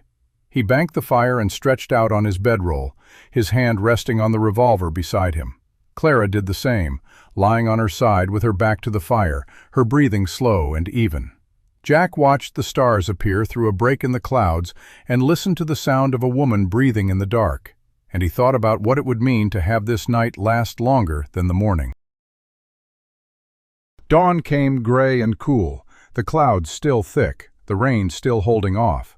They broke camp quickly, ate cold biscuit, and were in the saddle before the sun had fully cleared the ridge. The road to Laramie stretched before them, a pale ribbon cutting through the yellow grass, and they pushed the horses hard, trying to make up for the time they had lost. They stopped only once, at a creek crossing, to let the animals drink. Clara was holding up well, her face drawn but her movements sure. She did not complain, did not slow down. Jack watched her bend to splash water on her face, and he saw the same determination he had seen in Emma's eyes in the dry wash. The apple had not fallen far from the tree. They were still an hour outside of Laramie when they saw the smoke.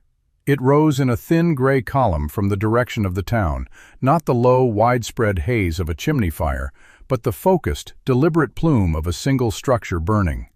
Clara saw it at the same moment. Her face went pale. "That's Oak Street," she said. "That's the direction of the house." Jack urged his horse into a lope. Clara followed.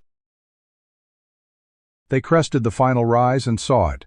The house at 127 Oak Street was burning. Flames licked out of the upper windows, and the roof had collapsed in the middle, sending up a shower of sparks that twisted into the gray sky. Men stood in the street, watching, holding buckets that were too late to matter. The house was gone. Clara pulled her horse to a stop. Jack watched the flames devour the building and felt a cold weight settle in his chest. "They found it," Clara said, her voice barely a whisper. "Harlan's men. They knew about the trunk." Jack looked at her. The bitterness in her eyes was not defeat.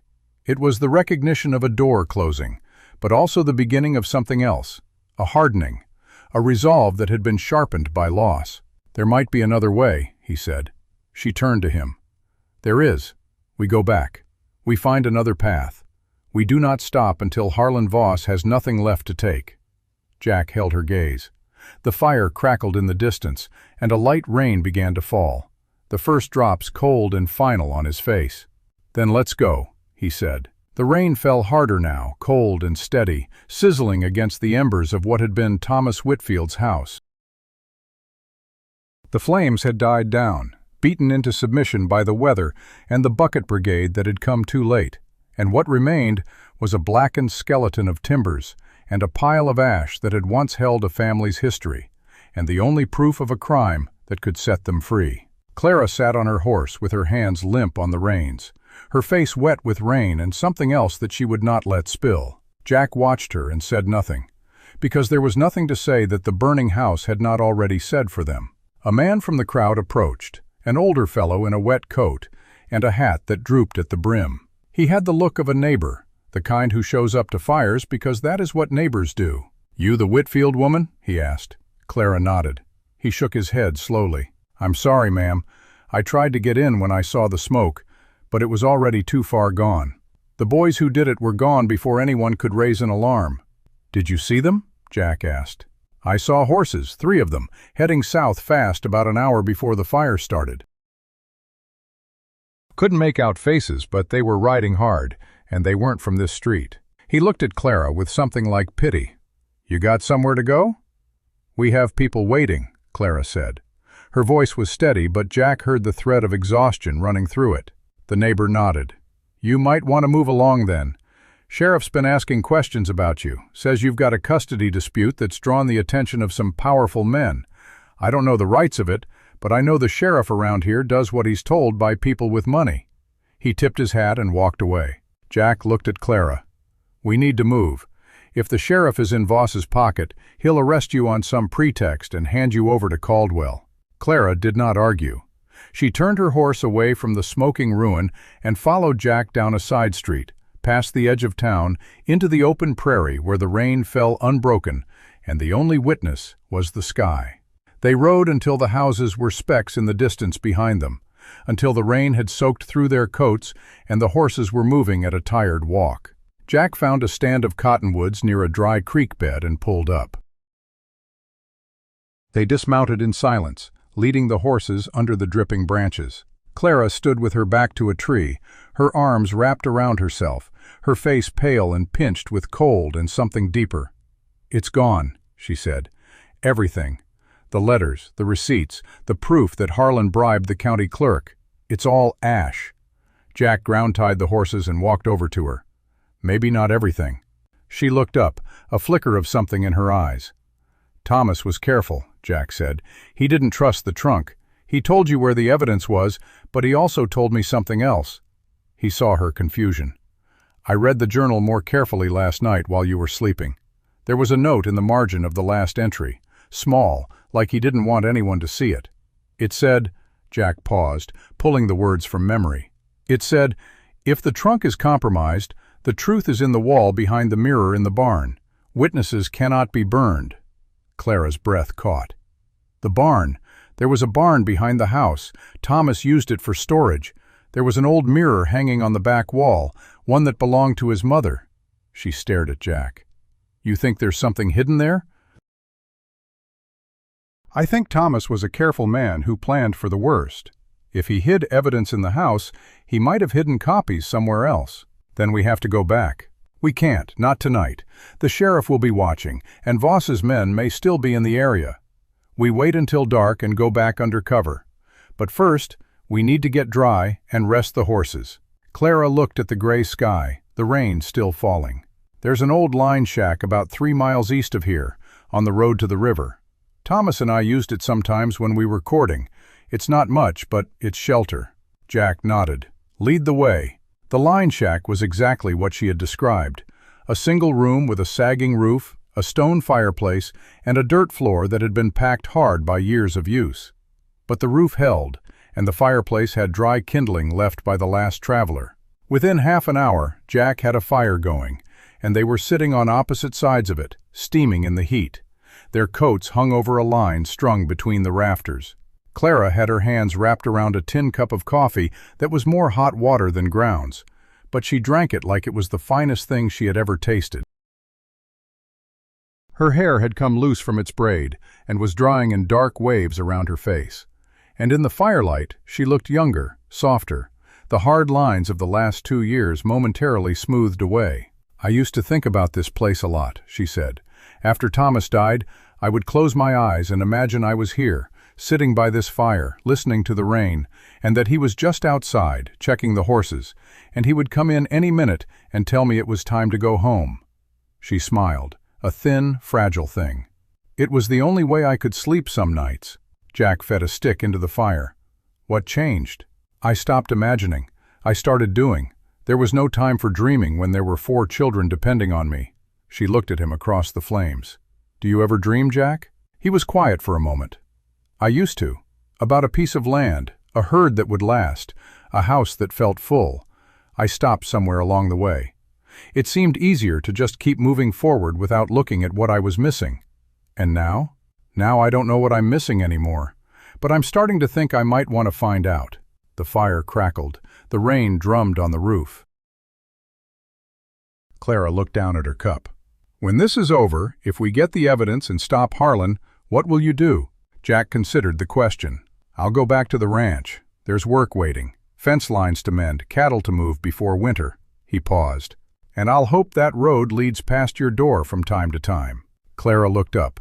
Her gray eyes held the firelight, and something in them shifted, a door opening just a crack. "I think I'd like that."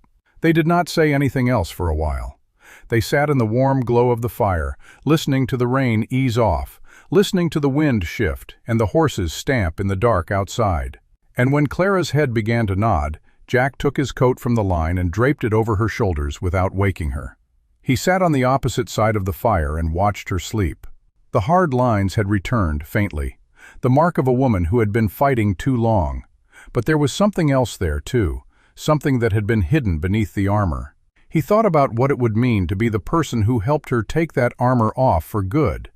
He thought about what it would mean to fail. He did not sleep. It was fully dark when they left the line shack, the rain reduced to a fine mist that clung to everything. The horses had rested and eaten, and they moved at a brisk walk along the old road that led back toward Laramie. Jack led the way, his hand on his revolver, his eyes scanning the darkness. Clara followed close behind. They approached the edge of town from the east, skirting the main street, keeping to the alleys and the back lots. The house at 127 Oak Street was a dark hulk against the sky, the smell of wet ash heavy in the air. The barn stood behind it, untouched by the flames, a low wooden structure with a sagging roofline. They dismounted and tied the horses to a fence post that had survived the fire. Jack pulled the door open slowly, wincing at the creak of the hinges. Inside was black, the only light coming from the open door and the faint glow of the cloud-covered sky. He struck a match and found an old lantern hanging from a nail. The glass cracked, but the oil still good. He lit it, and the flame cast a weak, wavering light across the barn. It was a small space, cluttered with broken tools, a rusted plow blade, and stacks of old crates. On the far wall, half hidden behind a pile of burlap sacks, hung a large oval mirror in a carved wooden frame. The glass was cracked in several places, and the silver backing was tarnished with age, but it was unmistakably the mirror Thomas Whitfield's mother had left behind. Jack crossed to it and ran his fingers along the edge of the frame. The wood was solid, no obvious seams. He pressed against it, felt for any give. Nothing. He stepped back and looked at Clara. She was standing in the doorway, still as stone, watching. "There's a trick to it," she said. "Thomas showed me once. You have to lift the mirror off the nail, not pull it. There's a compartment built into the back of the frame." Jack reached up and lifted the mirror carefully, freeing it from the nail. It was heavier than it looked. He set it on the floor, leaning it against the wall, and examined the back. A thin line ran along the bottom edge, barely visible. He slipped his fingernail into the seam and pried. A panel popped open, revealing a shallow cavity. Inside was a leather pouch tied with a drawstring. Jack pulled it out and loosened the string. Inside were papers, folded and yellowed with age. He drew one out and held it near the lantern. It was a letter, dated 2 years ago, written on the letterhead of the Laramie County Clerk's office. It was addressed to Harlon Voss. The writing was careful, professional.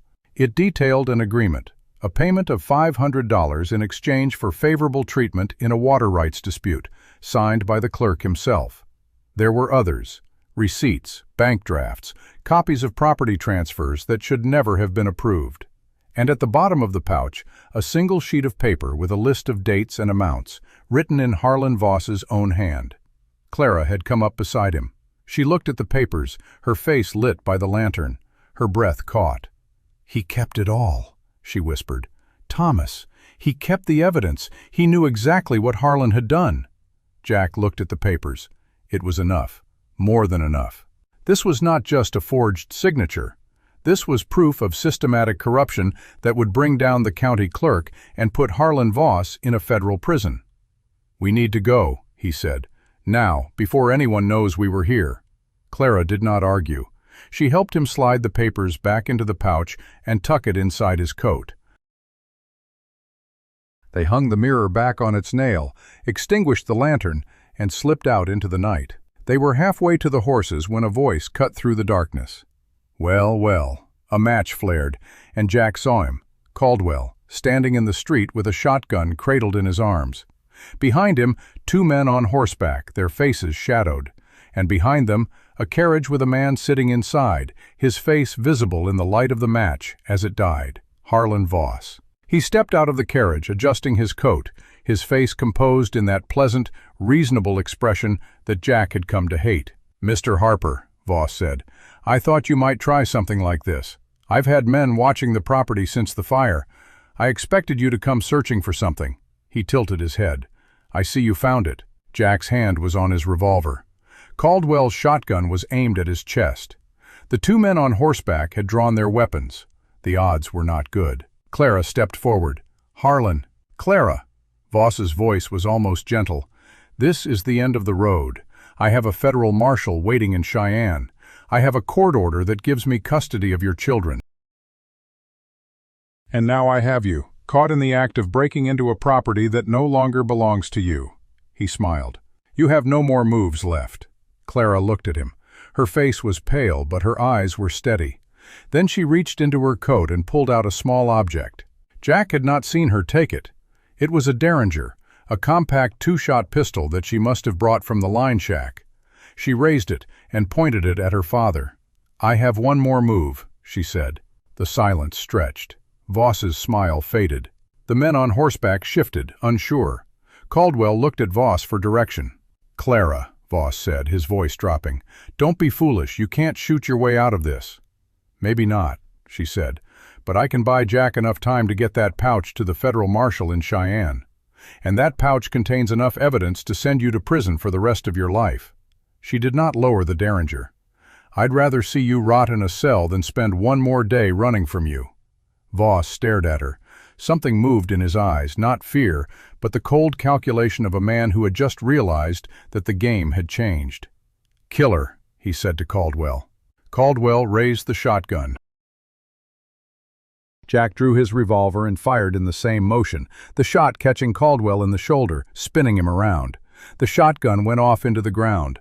The horses reared. The men on horseback shouted and fired wildly, shots going wide in the dark. Jack grabbed Clara's arm and pulled her toward the horses. Bullets whined past them.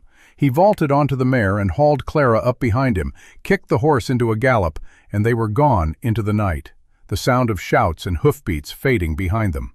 They rode blind, pushing the horse hard across ground they could barely see, trusting the animal to find its footing in the dark. Clara clung to Jack's waist, her face pressed against his back, the derringer still clutched in her hand. The pouch was safe inside his coat, pressed against his chest. After what felt like an hour, Jack pulled the horse to a walk.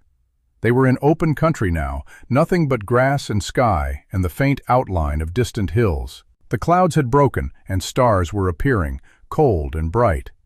Jack turned in the saddle. "Are you hit?" "No." Her voice was shaking but steady. "You?" "He clipped my sleeve. Didn't draw blood." They dismounted and stood together in the dark, breathing hard. Clara looked at the pouch, still visible where it bulged under Jack's coat.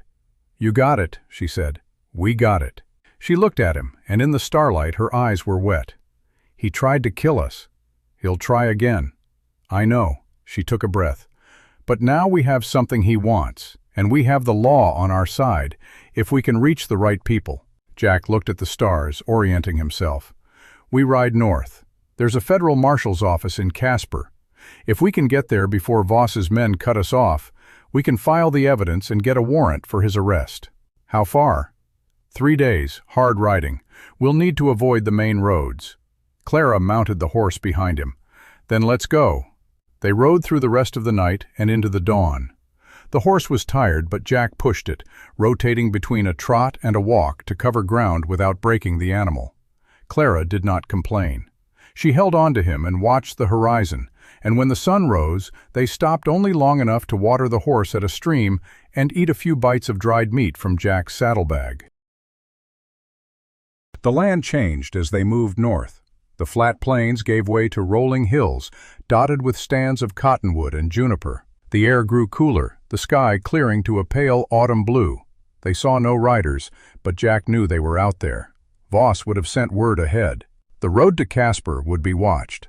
They pushed on, stopping only when the horse was too exhausted to continue. Jack found a hollow between 2 hills, hidden from view, and they made camp without a fire. They ate cold biscuit and drank water from the canteen, and Clara sat with her back against a rock, the pouch open in her lap, reading through the papers by the fading light. "It's all here," she said. "The bribes, the land transfers, the forged documents. There's a letter from the county clerk thanking Harlon for his continued patronage." She looked up. "This is enough to bring down half the officials in Laramie. Then we make sure it gets to the right hands." Clara looked at him. "What if the marshal in Casper is also on Harlon's payroll?" Jack had thought about that. "We don't go to the marshal first. We go to Thomas Briggs. Elias said he's honest. He'll know the right people in the federal system." Clara nodded slowly. She folded the papers and tucked them back into the pouch. "I never thought I would see this day. I thought I would spend the rest of my life running." "You're not running anymore." She looked at him, and in the twilight her face was soft, vulnerable. "What about you? Are you still running?" Jack did not answer. He looked out at the darkening hills, the first stars appearing, and thought about the ranch, the empty house, the long years of silence. "No," he said, "I'm not running anymore either." They left before dawn, pushing the horse harder than Jack would have liked, but the urgency was a weight pressing on both of them. By midday they reached the outskirts of Casper, a cluster of wooden buildings and dusty streets that looked like every other frontier town but held the promise of safety. Jack kept to the back roads, avoiding the main square, until they reached the office of Thomas Briggs, county clerk. It was a small building, painted white, with a sign over the door. Jack dismounted and helped Clara down. She was stiff from 3 days of riding, but she walked straight to the door and knocked. A man opened it.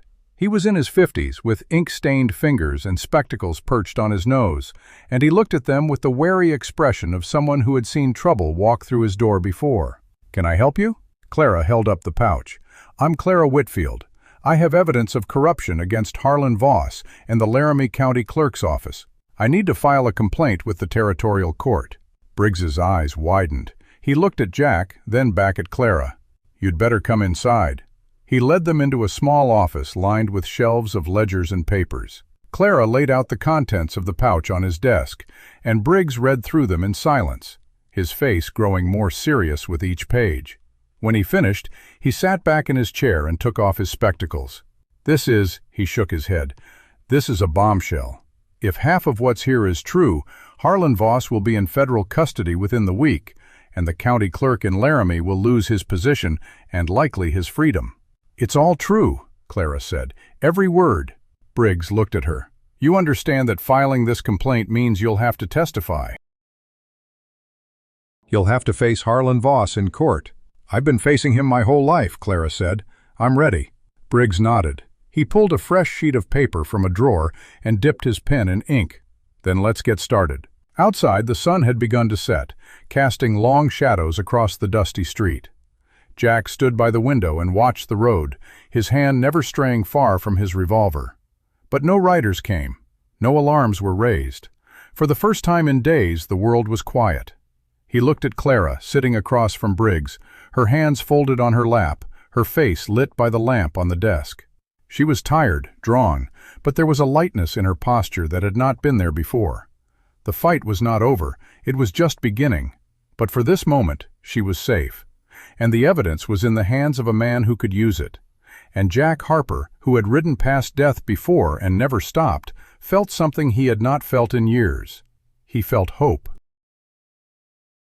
The office of Thomas Briggs was small and cluttered, the kind of space that had been organized by a man who valued function over form, and the lamplight cast long shadows across the stacks of ledgers and loose papers that covered every surface. Clara sat with her hands wrapped around a cup of coffee that had gone cold, watching Briggs write. His pen moved steadily, filling page after page with the careful legal language that would turn the contents of the leather pouch into a formal complaint that could not be ignored. Jack stood by the window, his shoulder pressed against the frame, his eyes fixed on the street outside.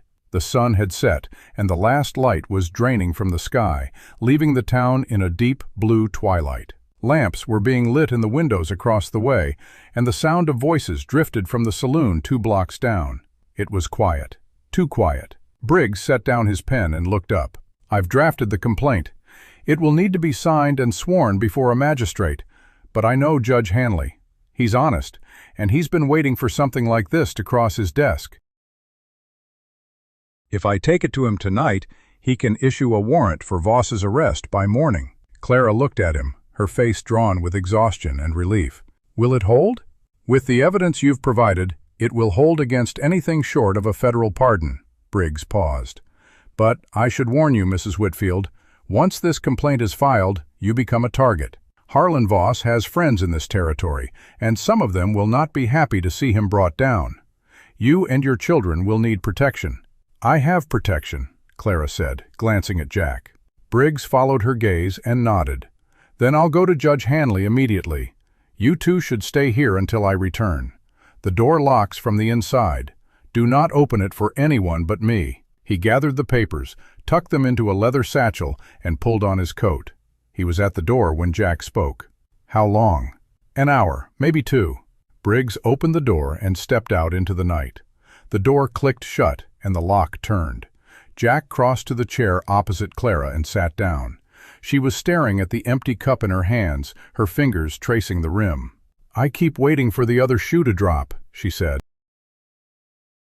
For someone to walk through that door and tell me this was all a mistake, that the evidence doesn't matter, that Harlon has already bought the judge. Jack leaned forward. That's not going to happen. How do you know? Because I've seen the evidence. I've seen the look in Briggs's eyes when he read it.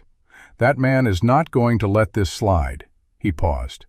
And because I've seen you stand up to your father with a derringer in your hand and no fear in your eyes. That kind of courage doesn't lose. Clara looked up. Her eyes were wet, but she did not let the tears fall. I was terrified. When I pointed that gun at him, my hands were shaking so badly I could barely hold it steady. I didn't notice. Because you were too busy shooting Caldwell. A faint smile crossed her face. I didn't know you could move that fast. Neither did I. Jack leaned back. Necessity has a way of speeding a man up. They sat in silence for a moment. The clock on Briggs's desk ticked steadily. Outside, a dog barked, and the wind rattled the window frame. Clara set down her cup and looked at Jack. What happens after this? After Voss is arrested and the children are safe? Jack had been thinking about that question since they had ridden north, and he still did not have a clean answer. I go back to the ranch. There's work to do before winter, but that road goes through your door, if you'll have me. I will. She said it simply, without hesitation. And not just because you saved our lives. Because, she stopped, looking for the words. Because when I'm with you, I feel like I can stop fighting for a minute. Like I can breathe. Jack reached across the table and took her hand. Her fingers were cold, but she did not pull away. You can stop fighting any time, Clara. I'll take up the weight. She looked at his hand covering hers, then up at his face. I don't know if I know how to do that. Then we'll learn together. The minutes passed. The clock ticked. Jack kept one ear tuned to the street, listening for hoofbeats, for voices, for anything that did not belong to the ordinary night. But the town remained quiet. He began to allow himself to believe that maybe, just maybe, they had made it. Then he heard the footsteps. They were coming up the boardwalk, measured and deliberate, more than one set. Jack was on his feet in an instant, his hand on his revolver. He crossed to the window and looked out through the crack in the curtains. 3 men were approaching the office. The one in the lead wore a star on his chest, a sheriff or a marshal, and the other 2 had the hard look of deputies. They stopped in front of the door. Jack turned to Clara. Stay behind me. He moved to the door and waited. A knock came, firm and official. Mr. Harper? This is Marshal Jim Coulter, United States Federal Marshal. I have a warrant for the arrest of Clara Whitfield on charges of assault with a deadly weapon and resisting a lawful custody order. Open the door. Jack's blood went cold. He looked at Clara. Her face had gone pale, but she stood up, steadying herself against the desk. They found us, she said, barely a whisper. Not yet, they haven't. Jack raised his voice. Marshal, I have a complaint being filed with Judge Hanley right now that will invalidate any warrant issued in Laramie County. You're acting on false information. I'm acting on a warrant signed by a federal judge in Cheyenne, the marshal replied. If you have a counter-complaint, you can present it in court. But right now, I have to take Mrs. Whitfield into custody. Open the door, or I will break it down. Jack looked at Clara. The evidence is with Briggs. If you go with them, they'll try to bury it. I know. Her voice was steady, though her hands were trembling. But if I don't go, they'll arrest you too. And then who will protect the children? She walked to the door and reached for the lock. Clara, if I go quietly, it gives Briggs time. He'll get the warrant for Harlon tonight. When he does, the charges against me will fall apart. She looked at him. I'm not running anymore, Jack. I'm going to walk out that door and let them arrest me, and I'm going to trust you to finish this. He wanted to argue. He wanted to pull her back, to find another way. But he saw in her eyes that she had already made her decision, and it was the same decision she had made every day for 2 years. To protect her children, no matter what it cost her. He opened the door. Marshal Coulter was a tall man with a lined face and tired eyes. He looked at Clara with something that might have been regret. Mrs. Whitfield, I'm sorry about this. Don't be, she said. Do your duty. I'll do mine. He nodded and motioned to his deputies. They stepped forward, and one of them produced a set of handcuffs. Clara held out her wrists without being asked. The cuffs clicked shut. Jack stepped forward. "Marshal, I have evidence in my possession that I want filed as part of the record. Evidence of bribery and fraud that will exonerate Mrs. Whitfield." Coulter looked at him. "Give it to the clerk at the courthouse in the morning. It will be added to the case file." "It needs to go to Judge Hanley tonight." Coulter studied him for a moment. "I know Judge Hanley. If you have evidence, he'll see it." He turned to Clara. "Let's go." They led her out into the night. Jack followed as far as the boardwalk, watching as they took her down the street toward the jail. She did not look back. He stood there in the lamplight, the leather pouch still in his coat, and felt the weight of everything that had just been taken from him. But he also felt the weight of what she had given him: time. He turned and walked in the opposite direction, toward the courthouse, toward Judge Hanley's house. He had to find Briggs. He had to finish this. The streets of Casper were quiet at this hour, but Jack moved quickly, his boots echoing on the wooden boardwalks. He found Briggs at Judge Hanley's front door, the satchel still in his hand, just about to knock. "Briggs!" The clerk turned. "Jack, what happened?" "Marshal Coulter just arrested Clara. Federal warrant from Cheyenne, signed by a judge in Voss's pocket." Briggs's face hardened. "Then we don't have time to waste." He knocked on the door. A servant answered and showed them into the judge's study. Judge Hanley was a man in his 60s, white-haired and sharp-eyed, with the worn look of someone who had spent decades weighing truth against lies. He listened to Briggs's summary, then read the complaint and examined the evidence. When he finished, he set the papers down and looked at Jack. "This is serious. If even half of this is true, Harlon Voss has committed crimes that carry a sentence of 20 years. "It's all true," Jack said. "Every word." Hanley nodded slowly. He picked up his pen and signed the warrant. "I'm issuing a federal warrant for the arrest of Harlon Voss on charges of bribery, fraud, and conspiracy to obstruct justice.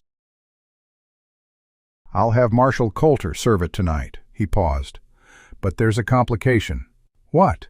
"The warrant for Mrs. Whitfield's arrest was signed by Judge Albright in Cheyenne.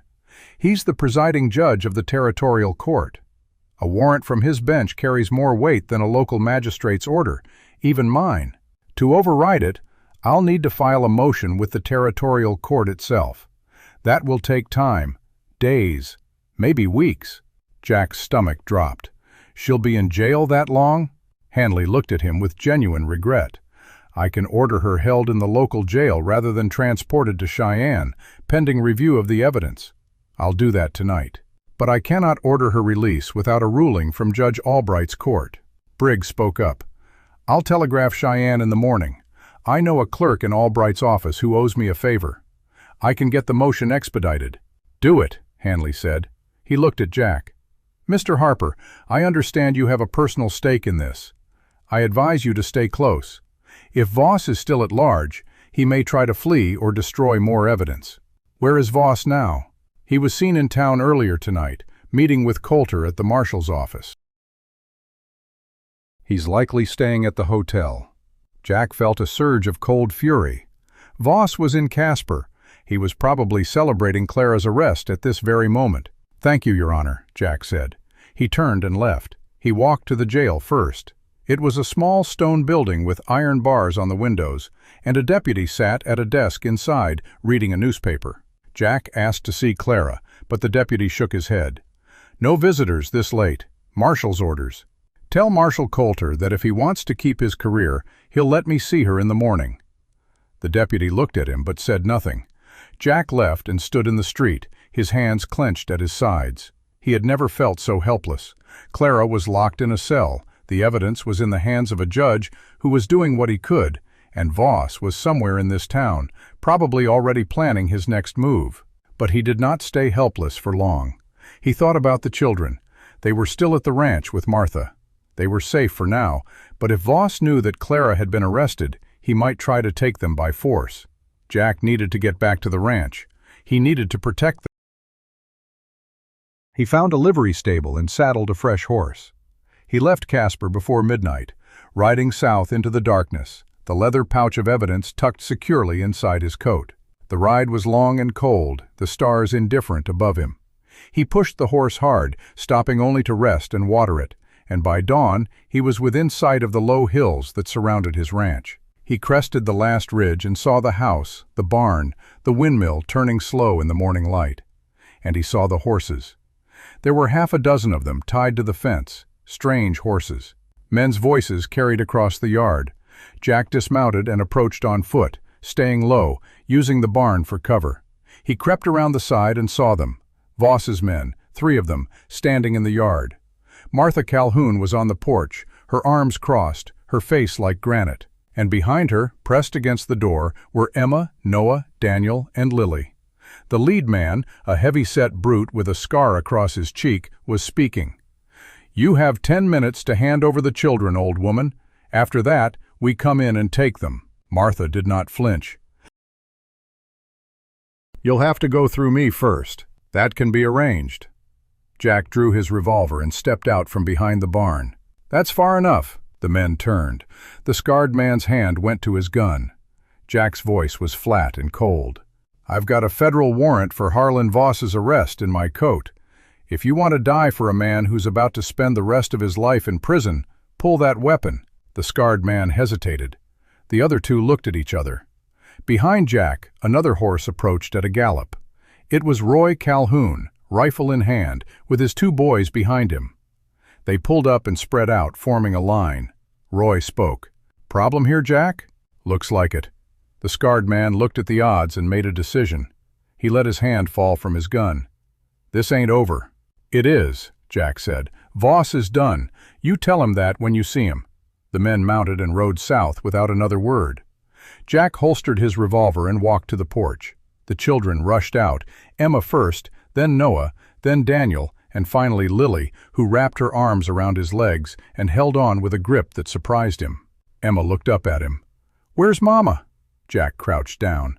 "She's safe. She's in jail in Casper, but it's only temporary. We have the evidence. We're going to get her out." "Jail?" Emma's voice was sharp. "Why is she in jail?" "Because your grandfather had her arrested, but Judge Hanley is on our side, and we have the proof that will set her free." Emma stared at him. Her eyes were wet, but she did not cry. "You promise?" "I promise." Martha Calhoun put a hand on his shoulder. "You look like you haven't slept in 3 days." "I haven't." "Then you're going to sleep now. I'll make sure the children are fed. You can tell us everything when you wake up." Jack wanted to argue, but his body overruled him. He nodded, and Emma led him inside to the same room where Clara had lain with the fever. He lay down on the bed, still wearing his coat, and was asleep before his head touched the pillow. He dreamed of Clara standing in the wash with the broken board, her eyes steady and unafraid. When he woke, the light had changed outside and the house was quiet. He sat up and found Emma sitting in the chair beside the bed, watching him. "There's a man here to see you," she said. "He says he's from the federal marshal's office." Jack stood up, his muscles aching. He walked to the kitchen and found a man in a dark suit sitting at the table, a leather satchel open in front of him. He was young, with a clean-shaven face and the earnest look of a man who believed in the law. "Mr. Harper, my name is Deputy Marshal Reeves. Marshal Coulter sent me." He stood and extended a hand. "I have good news. Judge Hanley's motion was approved by telegram this morning. The warrant for Mrs. Whitfield's arrest has been vacated. She's being released as we speak." Jack felt the weight lift from his chest. "When will she be here?" "She's being escorted now, should arrive by nightfall." Reeves paused. "And there's more. Harlon Voss was arrested this morning at his hotel in Casper. He's being held without bail pending trial. The county clerk in Laramie has resigned, and an investigation into his office has been opened." Jack leaned against the counter, letting the news wash over him. It was over. Really over. "Mama's coming home," Emma said from the doorway. Her voice was small and wondering, like she had forgotten what those words meant. "Yes," Jack said. "She's coming home." The rest of the day passed in a daze. Martha cooked a meal that no one ate much of, too busy watching the road. The children played in the yard, their laughter a sound that Jack had not heard in days. He sat on the porch and watched the horizon, and when the first dust appeared on the south road, he stood up. The wagon came into view, driven by a man in a deputy's star. Beside him sat Clara. Jack walked to the gate and opened it. The wagon pulled up, and Clara climbed down before the deputy could help her. She looked tired, pale, her dress wrinkled from 2 days in a cell. But she was standing, and her eyes were clear. She looked at Jack. "You did it. We did it." She took a step toward him, then stopped, looking past him at the house. The children had gathered on the porch, Emma with her arms crossed, Noah holding Daniel's hand. Lily pressed against Emma's side. "Mama," Lily said. It was the first word she had spoken since Jack had seen her. Clara's face crumpled. She crossed the yard and knelt, and Lily ran into her arms, and then Emma and Noah and Daniel were there too, a knot of arms and tears and breathless laughter. Jack stood back and watched, and he did not feel like an outsider.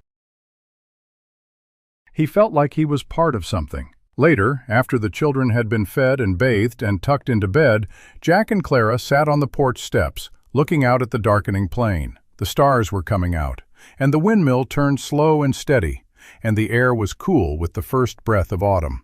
"It's over," Clara said. "It's over." She leaned her head against his shoulder. "I don't know what comes next." "Neither do I," he paused. "But I'd like to find out together." She did not answer with words.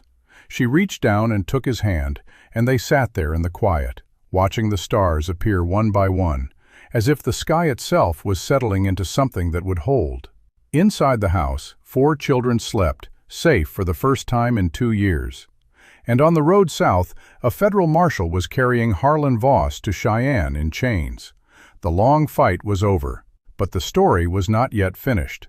The morning after Clara's return came soft and golden, the sun rising through a haze of thin clouds that promised a mild day. Jack woke before dawn as he always did, but this time he found the house already stirring.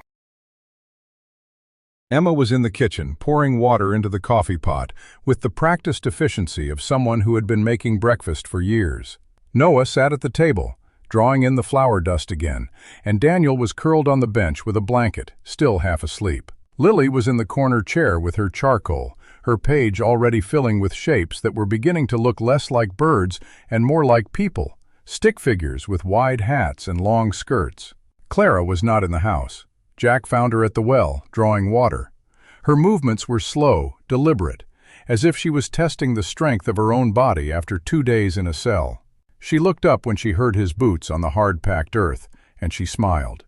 It was a small smile, tired and real. "Couldn't sleep," she said. "Neither could I." She pulled the bucket up and set it on the edge of the well. "I keep thinking about the children, how quiet they were when I came back, how they held on to me like they were afraid I would disappear again." She paused. "I don't want them to ever feel that way again." "Then we make sure they don't." Clara looked at him, and there was something in her eyes that had not been there before. Not hope exactly, but the foundation that hope is built on. "I have to go to Cheyenne for the trial. Marshal Coulter sent word this morning. I'm the primary witness against Harlon. I have to testify, face him in court." Jack's jaw tightened. "When?" 2 weeks. They want me to come early to meet with the federal prosecutor." She looked down at her hands. "I don't want to leave the children again." "Then don't go alone. I'll ride with you. We'll bring the children." "To Cheyenne? It's dangerous. Voss still has friends." "Then we take Roy and his boys. We take Pastor Elias. We make it impossible for anyone to touch you or the children." He stepped closer. "You're not alone, Clara. Not anymore." She looked at him for a long moment, then she nodded. "All right, then we go together." The next 2 weeks were a whirlwind of preparation. Roy Calhoun organized a small escort.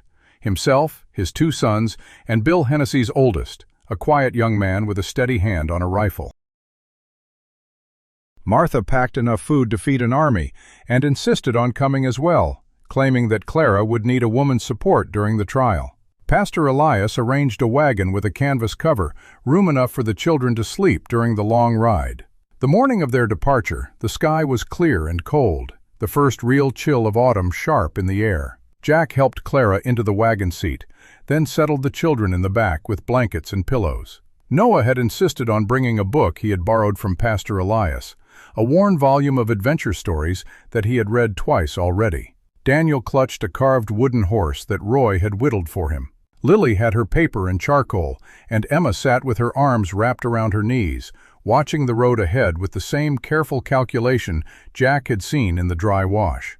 They traveled for 2 days, stopping at way stations and farmhouses where Martha knew the families. The children played in the yards while the adults rotated watches.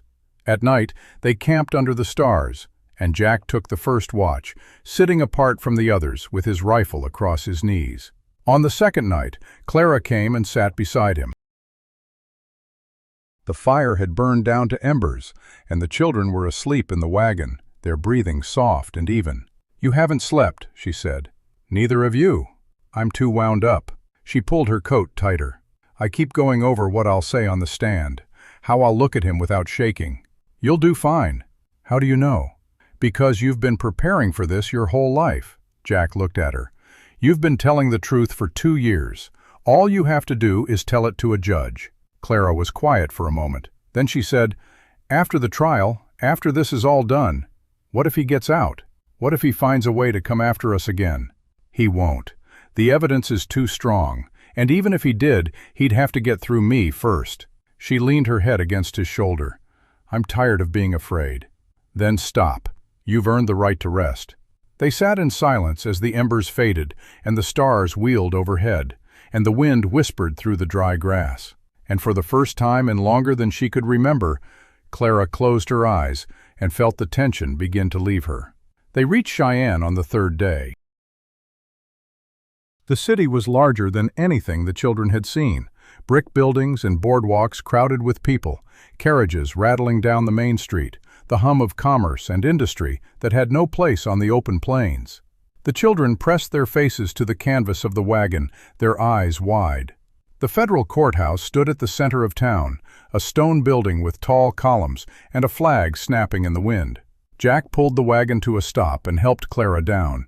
She straightened her dress, the best she had, a simple calico that Martha had helped her mend, and walked up the steps with her head high. The federal prosecutor was a man named Harrison Webb, sharp-featured and intense, with the clipped speech of someone who did not waste words. He met them in his office and reviewed the evidence with surgical precision, asking Clara pointed questions about dates, names, the sequence of events. She answered each one without hesitation, and when Webb finished, he leaned back in his chair and looked at her with something like respect. "Mrs. Whitfield, you're the strongest witness I've ever prepared. If Voss's defense tries to break you, they will fail." Clara said nothing, but her hands, clasped in her lap, stopped trembling. The trial began on a Monday morning. The courtroom was packed. Spectators, reporters from the Cheyenne paper, members of the territorial bar who had come to watch the downfall of a man who had terrorized an entire county. Harlon Voss sat at the defense table, impeccable in a dark suit, his face composed in that pleasant, reasonable expression that Clara knew so well. He did not look at her. The prosecution called her first. She walked to the stand, swore to tell the truth, and sat down. She looked at the jury, 12 men, farmers and merchants and ranchers, their faces unreadable, and she began to speak. She told them about her husband's illness, about Thomas's investigation into Harlan's dealings, about the journal and the hidden evidence. She told them about the long drive to Casper, the broken wagon, the fever. She told them about the forged doctor's signature, the false custody petition, the men who had come to take her children. She told them about the night in the barn, the leather pouch, the evidence that had finally brought her father to justice. When she finished, the courtroom was silent. The prosecutor looked at the jury. The judge looked at the defense. Harlon Voss's lawyer rose to cross-examine, a thin man with a sharp voice. But every question he asked, Clara answered with the same steady, unbroken truth. Finally, the lawyer sat down. The jury deliberated for less than 2 hours. When they filed back into the courtroom, Clara was sitting in the front row between Jack and Emma. The foreman handed a folded paper to the judge, who read it and set it down. "On the charge of bribery of a public official, we find the defendant guilty." The words landed like a hammer. Voss's face did not change, but his hands, resting on the table, tightened. "On the charge of fraud in a legal proceeding, we find the defendant guilty." Another blow. On the charge of conspiracy to obstruct justice, we find the defendant guilty. 3 counts, 3 convictions. The judge set his gavel down. Harlon Voss, you have been found guilty of crimes that strike at the foundation of justice in this territory.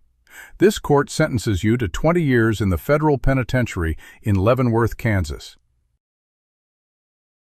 You will be remanded into custody immediately. The marshal stepped forward and took Voss by the arm. For the first time, Voss looked at Clara. His face was still composed, but his eyes held something she had never seen in them before. Defeat. Take him out, the judge said. As they led him past her, Voss stopped for just a moment. He leaned in, his voice barely above a whisper. You think you've won, but you've only delayed the inevitable. Clara looked at him. It's over, Harlon. You lost. He smiled, thin and cold. We'll see. The marshal pulled him away, and he was gone. The children burst out of the courthouse into the sunlight, the tension of the past weeks melting away. Noah ran in a circle, shouting. Daniel laughed and chased him. Lily stood on the steps and looked up at the sky, and for the first time since Jack had known her, she smiled. Emma stood at Clara's side, watching her mother's face. It's really over. Clara put her arm around her daughter's shoulders. It's really over. The carriage that was to take them back to the ranch was waiting, but Jack lingered on the courthouse steps, watching the crowd disperse. Something about Voss's final words gnawed at him. We'll see. It was not the threat of a defeated man. It was the promise of a man who still believed he had a card to play. Jack caught up with Clara and the children at the carriage. I need to check something before we leave. A feeling. Clara looked at him, concern flickering in her eyes. What kind of feeling? Just a feeling. I'll meet you at the hotel in an hour. She hesitated, then nodded. Be careful. Jack walked back into the courthouse and found the federal prosecutor's office. Harrison Webb was packing his briefcase, a look of satisfaction on his face. Mr. Harper, that was a good day's work. Yes, sir, but I need to ask you something. When Voss was arrested, did he have any visitors, any messages delivered? Webb frowned. I'm not sure. Let me check. He pulled a logbook from his drawer and flipped through it.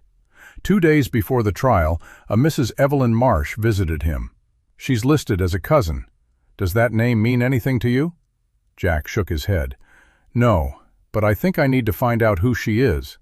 Webb wrote down the address. She's staying at the Merchant's Hotel.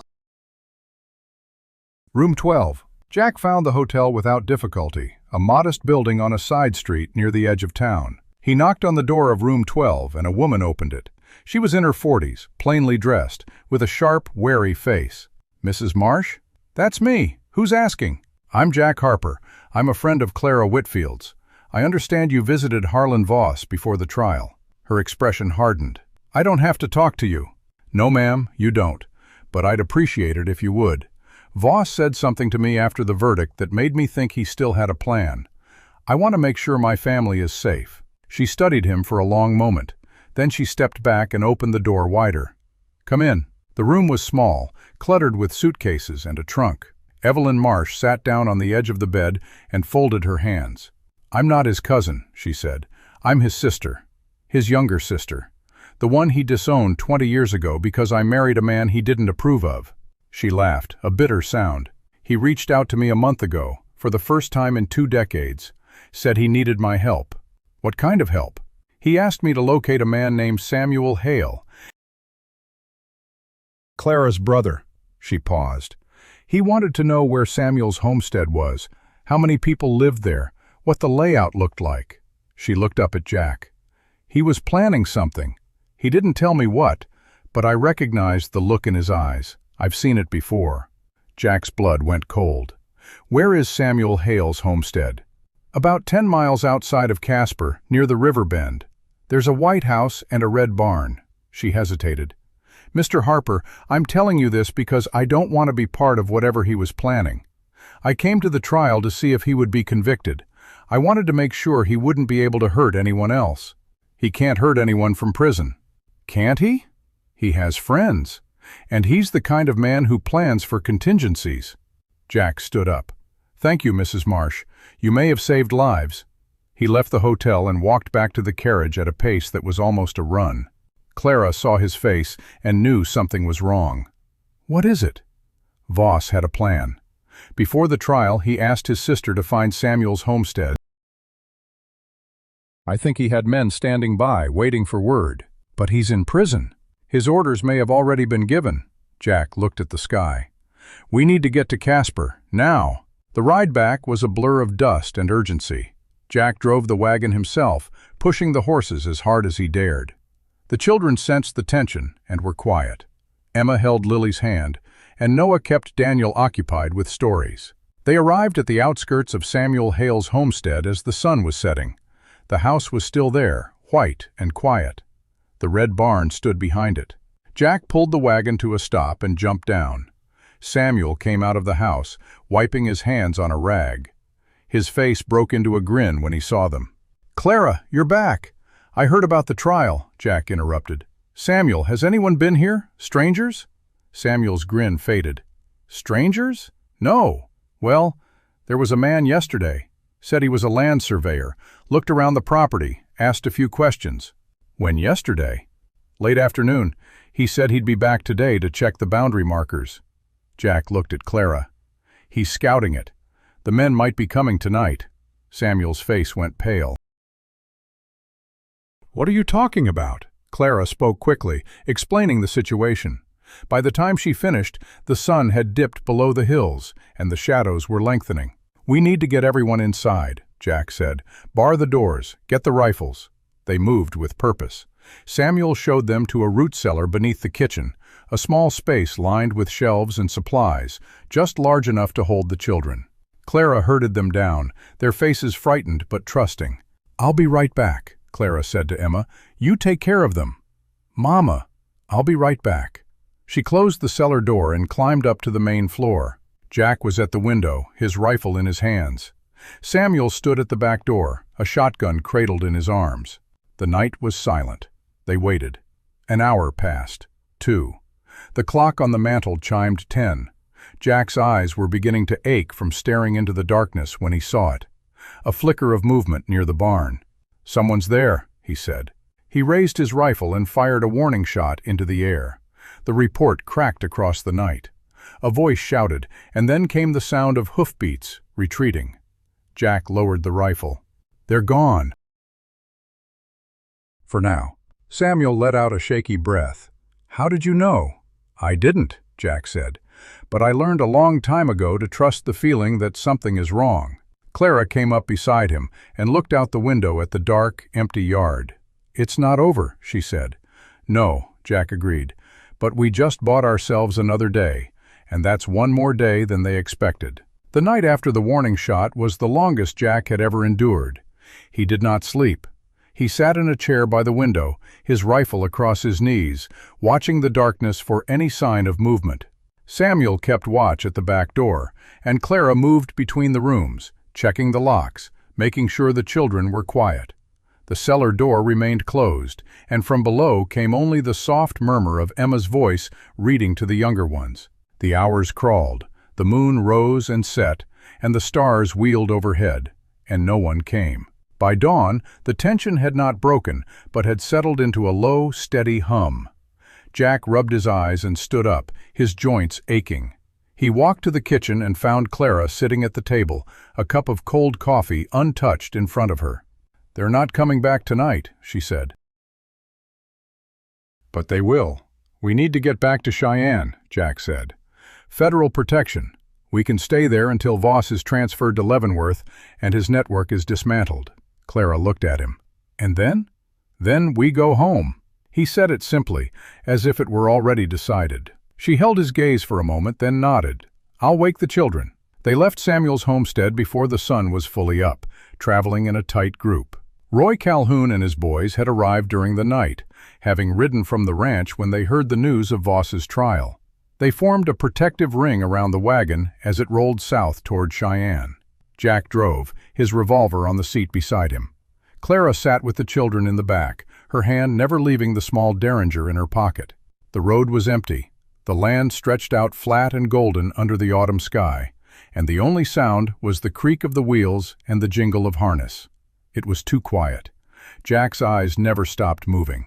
They stopped at midday to rest the horses at a way station, a low building with a pump and a corral. Roy's boys checked the perimeter while the children stretched their legs.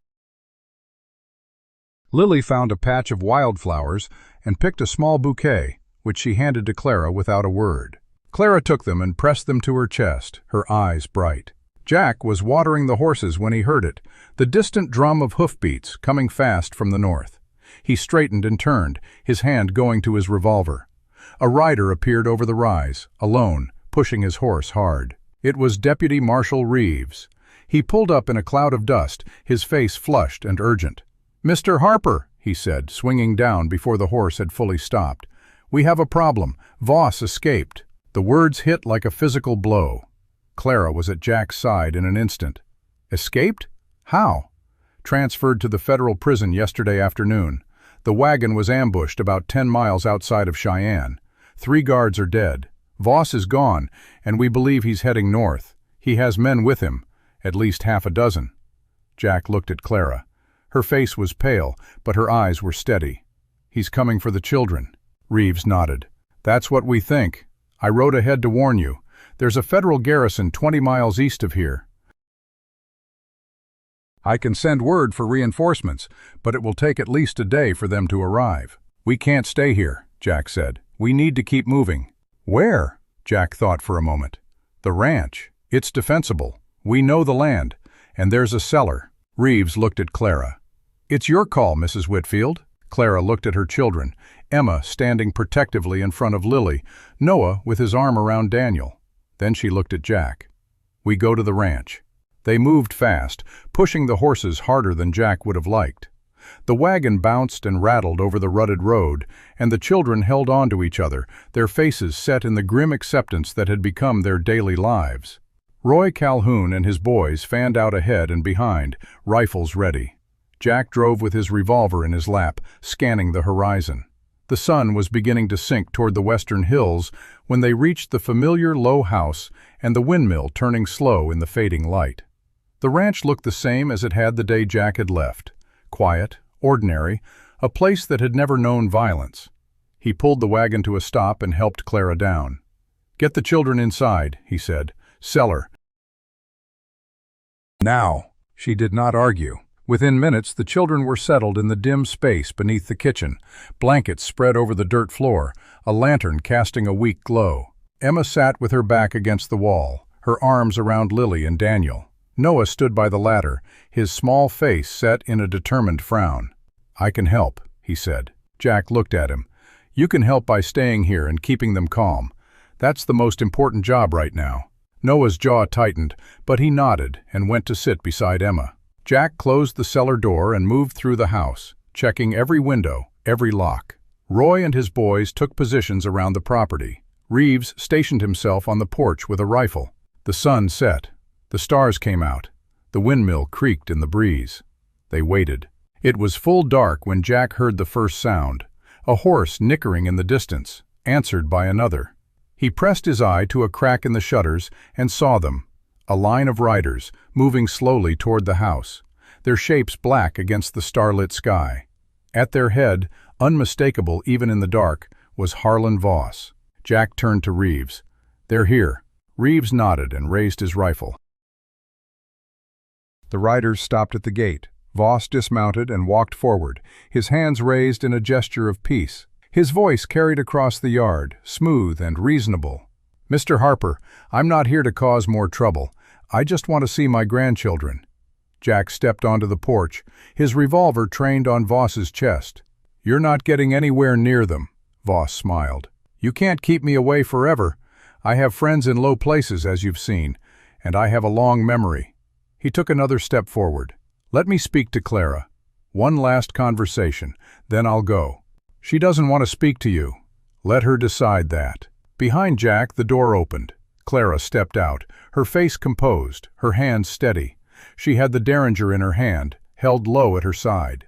"Clara," Voss said, his voice softening, "I know we've had our differences, but I am your father. I raised you. I gave you everything." "You gave me nothing but fear," Clara said. "You took my husband's legacy. You tried to take my children. You forged documents and bribed officials and burned down my house to hide your crimes." Her voice did not waver. "You are not my father. You are a stranger." Voss's face hardened. "You always were ungrateful, just like your mother. Don't speak of her. She was weak. She made you weak. But I can still fix you, Clara. Give me the children, and I'll make sure you're taken care of. You'll never have to struggle again." "Get off this land," Clara said. Voss stared at her. For a moment, Jack saw something flicker in his eyes, not defeat, but a cold, calculating acceptance. He nodded slowly. "Very well." He turned and walked back to his horse. But this is not over. He mounted and rode south, his men following. The hoofbeats faded into the night. Jack let out a long breath. Clara stood beside him, her hand shaking slightly. "He'll be back. I know." "Then we end it now." She looked at him. "I'm not running anymore." Jack looked at the dark road where Voss had disappeared. "Neither am I." He turned and went inside to check on the children. Down in the cellar, Emma was singing softly, a lullaby their mother used to sing, and the younger ones were asleep against her shoulders. Noah sat with his back to the wall, his eyes open, watching the ladder. Jack crouched down. "They're gone, for now." Emma stopped singing. "When will it be over?" "Soon." Jack looked at all of them, the 4 children who had come to mean more to him than he could have imagined. "I promise you, soon." He did not know if it was a promise he could keep, but as he climbed back up the ladder, he felt something settle in his chest, a certainty that whatever came, he would face it, for them. Outside, the stars wheeled on, and somewhere in the darkness, Harlon Voss was gathering his men for one final strike. The night settled back into an uneasy quiet after Voss rode away, but Jack knew it was only the calm before the storm. He moved through the house, checking each window, each lock, while Clara sat at the kitchen table with the children gathered around her. Emma had brought them up from the cellar when the immediate danger passed, but no one wanted to go back down into that dark hole. They sat together in the lamplight, a tight knot of bodies and breath, and Jack watched them from the doorway and felt something he had not allowed himself to feel in years, the raw, aching need to protect what was his. Clara looked up and met his eyes. She did not say anything, but she did not have to. He saw in her face the same resolve he felt in his own chest. They were going to end this tonight, one way or another. Roy Calhoun came in from the perimeter, his boots heavy on the porch boards. "They've circled around to the east," he said, keeping his voice low. "Saw movement near the old line shack. They're waiting for something." "Morning," Jack said. "They'll come at first light when they can see their targets." Roy nodded. "Reeves is setting up behind the barn. My boys are on the west side. We've got a clear field of fire." "Then we make our stand." Jack turned to Clara. "I need you and the children in the cellar, just until it's over." Clara stood up. Her face was pale, but her hands were steady. "I'm not hiding anymore." "Clara, I can shoot. I've been shooting since I was 12. Thomas taught me." She walked to the gun rack by the door and took down the old Winchester that had belonged to Jack's father. She checked the action, loaded it with practiced ease, and looked at him. "I'm not hiding." Jack looked at her for a long moment. Then he nodded. "Then you're on the porch. Cover the south approach." She took her position, the rifle resting on the railing, her eyes scanning the dark. Jack moved to the window on the east side, where the first gray light was beginning to seep across the horizon. The children were back in the cellar, but this time Emma had not argued. She had simply taken Lily's hand and led the way down, her face set in that old, familiar determination. Dawn came slowly, the sky turning from black to deep blue to pale gold, and with the light came the sound of horses. Jack saw them emerge from the draw to the east, a line of riders moving at a walk, their figures sharp against the rising sun. At their head was Harlon Voss, unmistakable even at a distance. Jack raised his rifle and fired a warning shot. The riders did not stop. "Here they come," he said. The first wave came fast, riding hard, firing from the saddle. Jack dropped to one knee and returned fire, the crack of his rifle blending with the shots from Roy and his boys. One of the riders went down, his horse veering off, but the others kept coming. Bullets thudded into the walls of the house, splintering the wood, shattering a window. Clara fired from the porch, and another rider fell. Voss hung back, watching from the rise, his face unreadable. The attack broke against the ranch's defenses. The riders pulled back, regrouping beyond rifle range. Jack counted 3 down, but there were still at least half a dozen left, and Voss was still standing. Roy called out from behind the barn, "They're trying to flank us. I've got 2 moving around the north side." Jack turned to head north, but Clara caught his arm. "Wait, look." He followed her gaze. Voss had dismounted and was walking forward alone, his hands raised. He stopped about 50 yards from the house and called out, "Clara, I'm coming in unarmed. I want to talk." Jack's finger tightened on the trigger. "It's a trick." "Probably." Clara lowered her rifle. "But I want to hear what he has to say." "Clara, if I go out there, he'll have to show his hand, and your rifle can reach him from here." She was right. Jack could put a bullet in Voss's chest before the man took 2 steps, but the risk was still there. Clara walked out into the yard. She stopped about 10 feet from her father, the Winchester held loosely at her side. Voss spread his hands. "I'm done fighting, Clara. I see that now. The trial, the escape, the men I've lost, it's all for nothing. You've won." "I know. But I came to offer you one last chance. Give me the children, and I'll disappear. You'll never see me again. I'll sign over everything, the land, the claims, the money. You'll be set for life." Clara looked at him. The wind moved through the dry grass, and the morning light fell across her face, and she looked at her father with something that was not hatred or fear, but a kind of weary pity. "You don't have anything I want, Harlon. You never did." Voss's face twisted. The mask of reasonableness slipped, and for a moment Jack saw the true face underneath. Bitter, desperate, empty. Then Voss reached into his coat. Jack fired. The shot rang out across the yard, and Voss staggered, his hand coming away empty. He had no weapon. He had been bluffing. Jack's bullet had struck him in the shoulder, spinning him around, and he fell to the ground, clutching his arm. Clara did not move. She stood over him, looking down at the man who had terrorized her for 2 years, and her face was still. "It's over," she said. The remaining riders saw their leader fall. They hesitated, then turned and rode south, leaving Voss bleeding in the dust. Within the hour, the federal garrison arrived, summoned by Reeves's earlier message. They took Voss into custody, this time in chains that would not be broken. They bound his wound and loaded him onto a wagon, and as they pulled away, he looked back at Clara one last time. "I'll be back," he said. "I always come back." Clara did not answer. She turned and walked into the house, where the children were climbing out of the cellar, blinking in the sunlight. "You're safe now," she said, and her voice broke on the last word. They gathered around her, all 4 of them, and for a long time there was nothing but the sound of crying and holding on. Later, Jack found a piece of paper on the porch, weighted down with a stone. It was a drawing, done in charcoal, of a house with a porch that wrapped all the way around.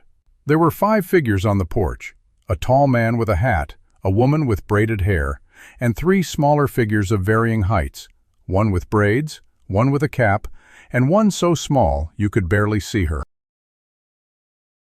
In the corner, in Lily's careful hand, were the words, "Home." Jack looked at the drawing for a long time. Then he walked inside, where the stove was going and the coffee was on, and he hung the drawing on the wall beside the door, where everyone could see it. The trial was never reconvened. Harlon Voss was transferred to Leavenworth under maximum security, and the territorial court sentenced him to 30 years with no possibility of parole. The county clerk in Laramie was removed from office and convicted of bribery. The forged documents were destroyed, and the rightful ownership of the Whitfield land was restored to Clara. But none of that mattered as much as the ordinary days that followed. Emma's garden flourished, the late summer vegetables coming in strong and green. Noah learned to mend a fence line with his own hands, and Jack declared him a better assistant than half the men he had hired over the years. Daniel finally learned to whistle, a high, uneven sound that he practiced constantly, driving the horses to distraction. And Lily talked. Not much, but enough. She asked for more paper, asked for more charcoal, asked to sit beside the stove and draw while the rest of them worked and talked and lived. One evening, in the early autumn, when the leaves were beginning to turn and the air had the clean, sharp smell of coming winter, Jack and Clara sat on the porch steps, watching the sunset. The windmill turned slow and steady, and the sky was a deep, burning gold. "Samuel wrote," Clara said. "He's coming for a visit next month, wants to see the children." "Good. He should see what they're becoming." Clara leaned her head against his shoulder. "They're happy, Jack. They're actually happy." "You made them happy." "We made them happy." Jack looked out at the plains, the fence line running straight toward the horizon, the cattle grazing in the distance. It was the same view he had seen every day for 17 years, but it looked different now, fuller, richer. "I've been thinking," he said, "about what comes next." "What did you decide?" "I decided I don't need to decide everything at once, but I know I want you here, all of you, for as long as you'll stay." Clara was quiet for a moment. Then she reached into her pocket and pulled out a small piece of paper, folded and worn. She handed it to him. It was Lily's drawing of the house with the porch that wrapped all the way around. On the back, in Clara's handwriting, was a single line: "We already decided." Jack looked at the drawing, then at Clara, and he laughed. It was a sound he had not made in years, low and surprised and full of joy. "I guess we did." Inside the house, the sound of Emma's voice drifted out. She was reading to the younger ones, her tone patient and steady. The stove crackled, and the kettle began to whistle. And on the dusty trail that led away from the ranch, a lone rider passed by, a federal courier, carrying word to Leavenworth that all was quiet in the territory. The long fight was over. The battle had been won, and in a low house on the Wyoming plains, a family was putting itself back together, one ordinary day at a time. Because that is what courage and compassion are, not a single brave act on a single desperate afternoon, but the steady, daily choice to stay, to fight, to hold the line, and to keep the door open until the people who need to come through it finally find their way in. And once they do, once you have chosen each other in the dust and the fever and the fear, no court and no power and no man on earth can take that from you. Not really, not ever. Some things, once built right, do not come apart. This is Clint Dawson, and you've been listening to Frontier Heart Audio. Until next time, keep your heart open and your trails safe.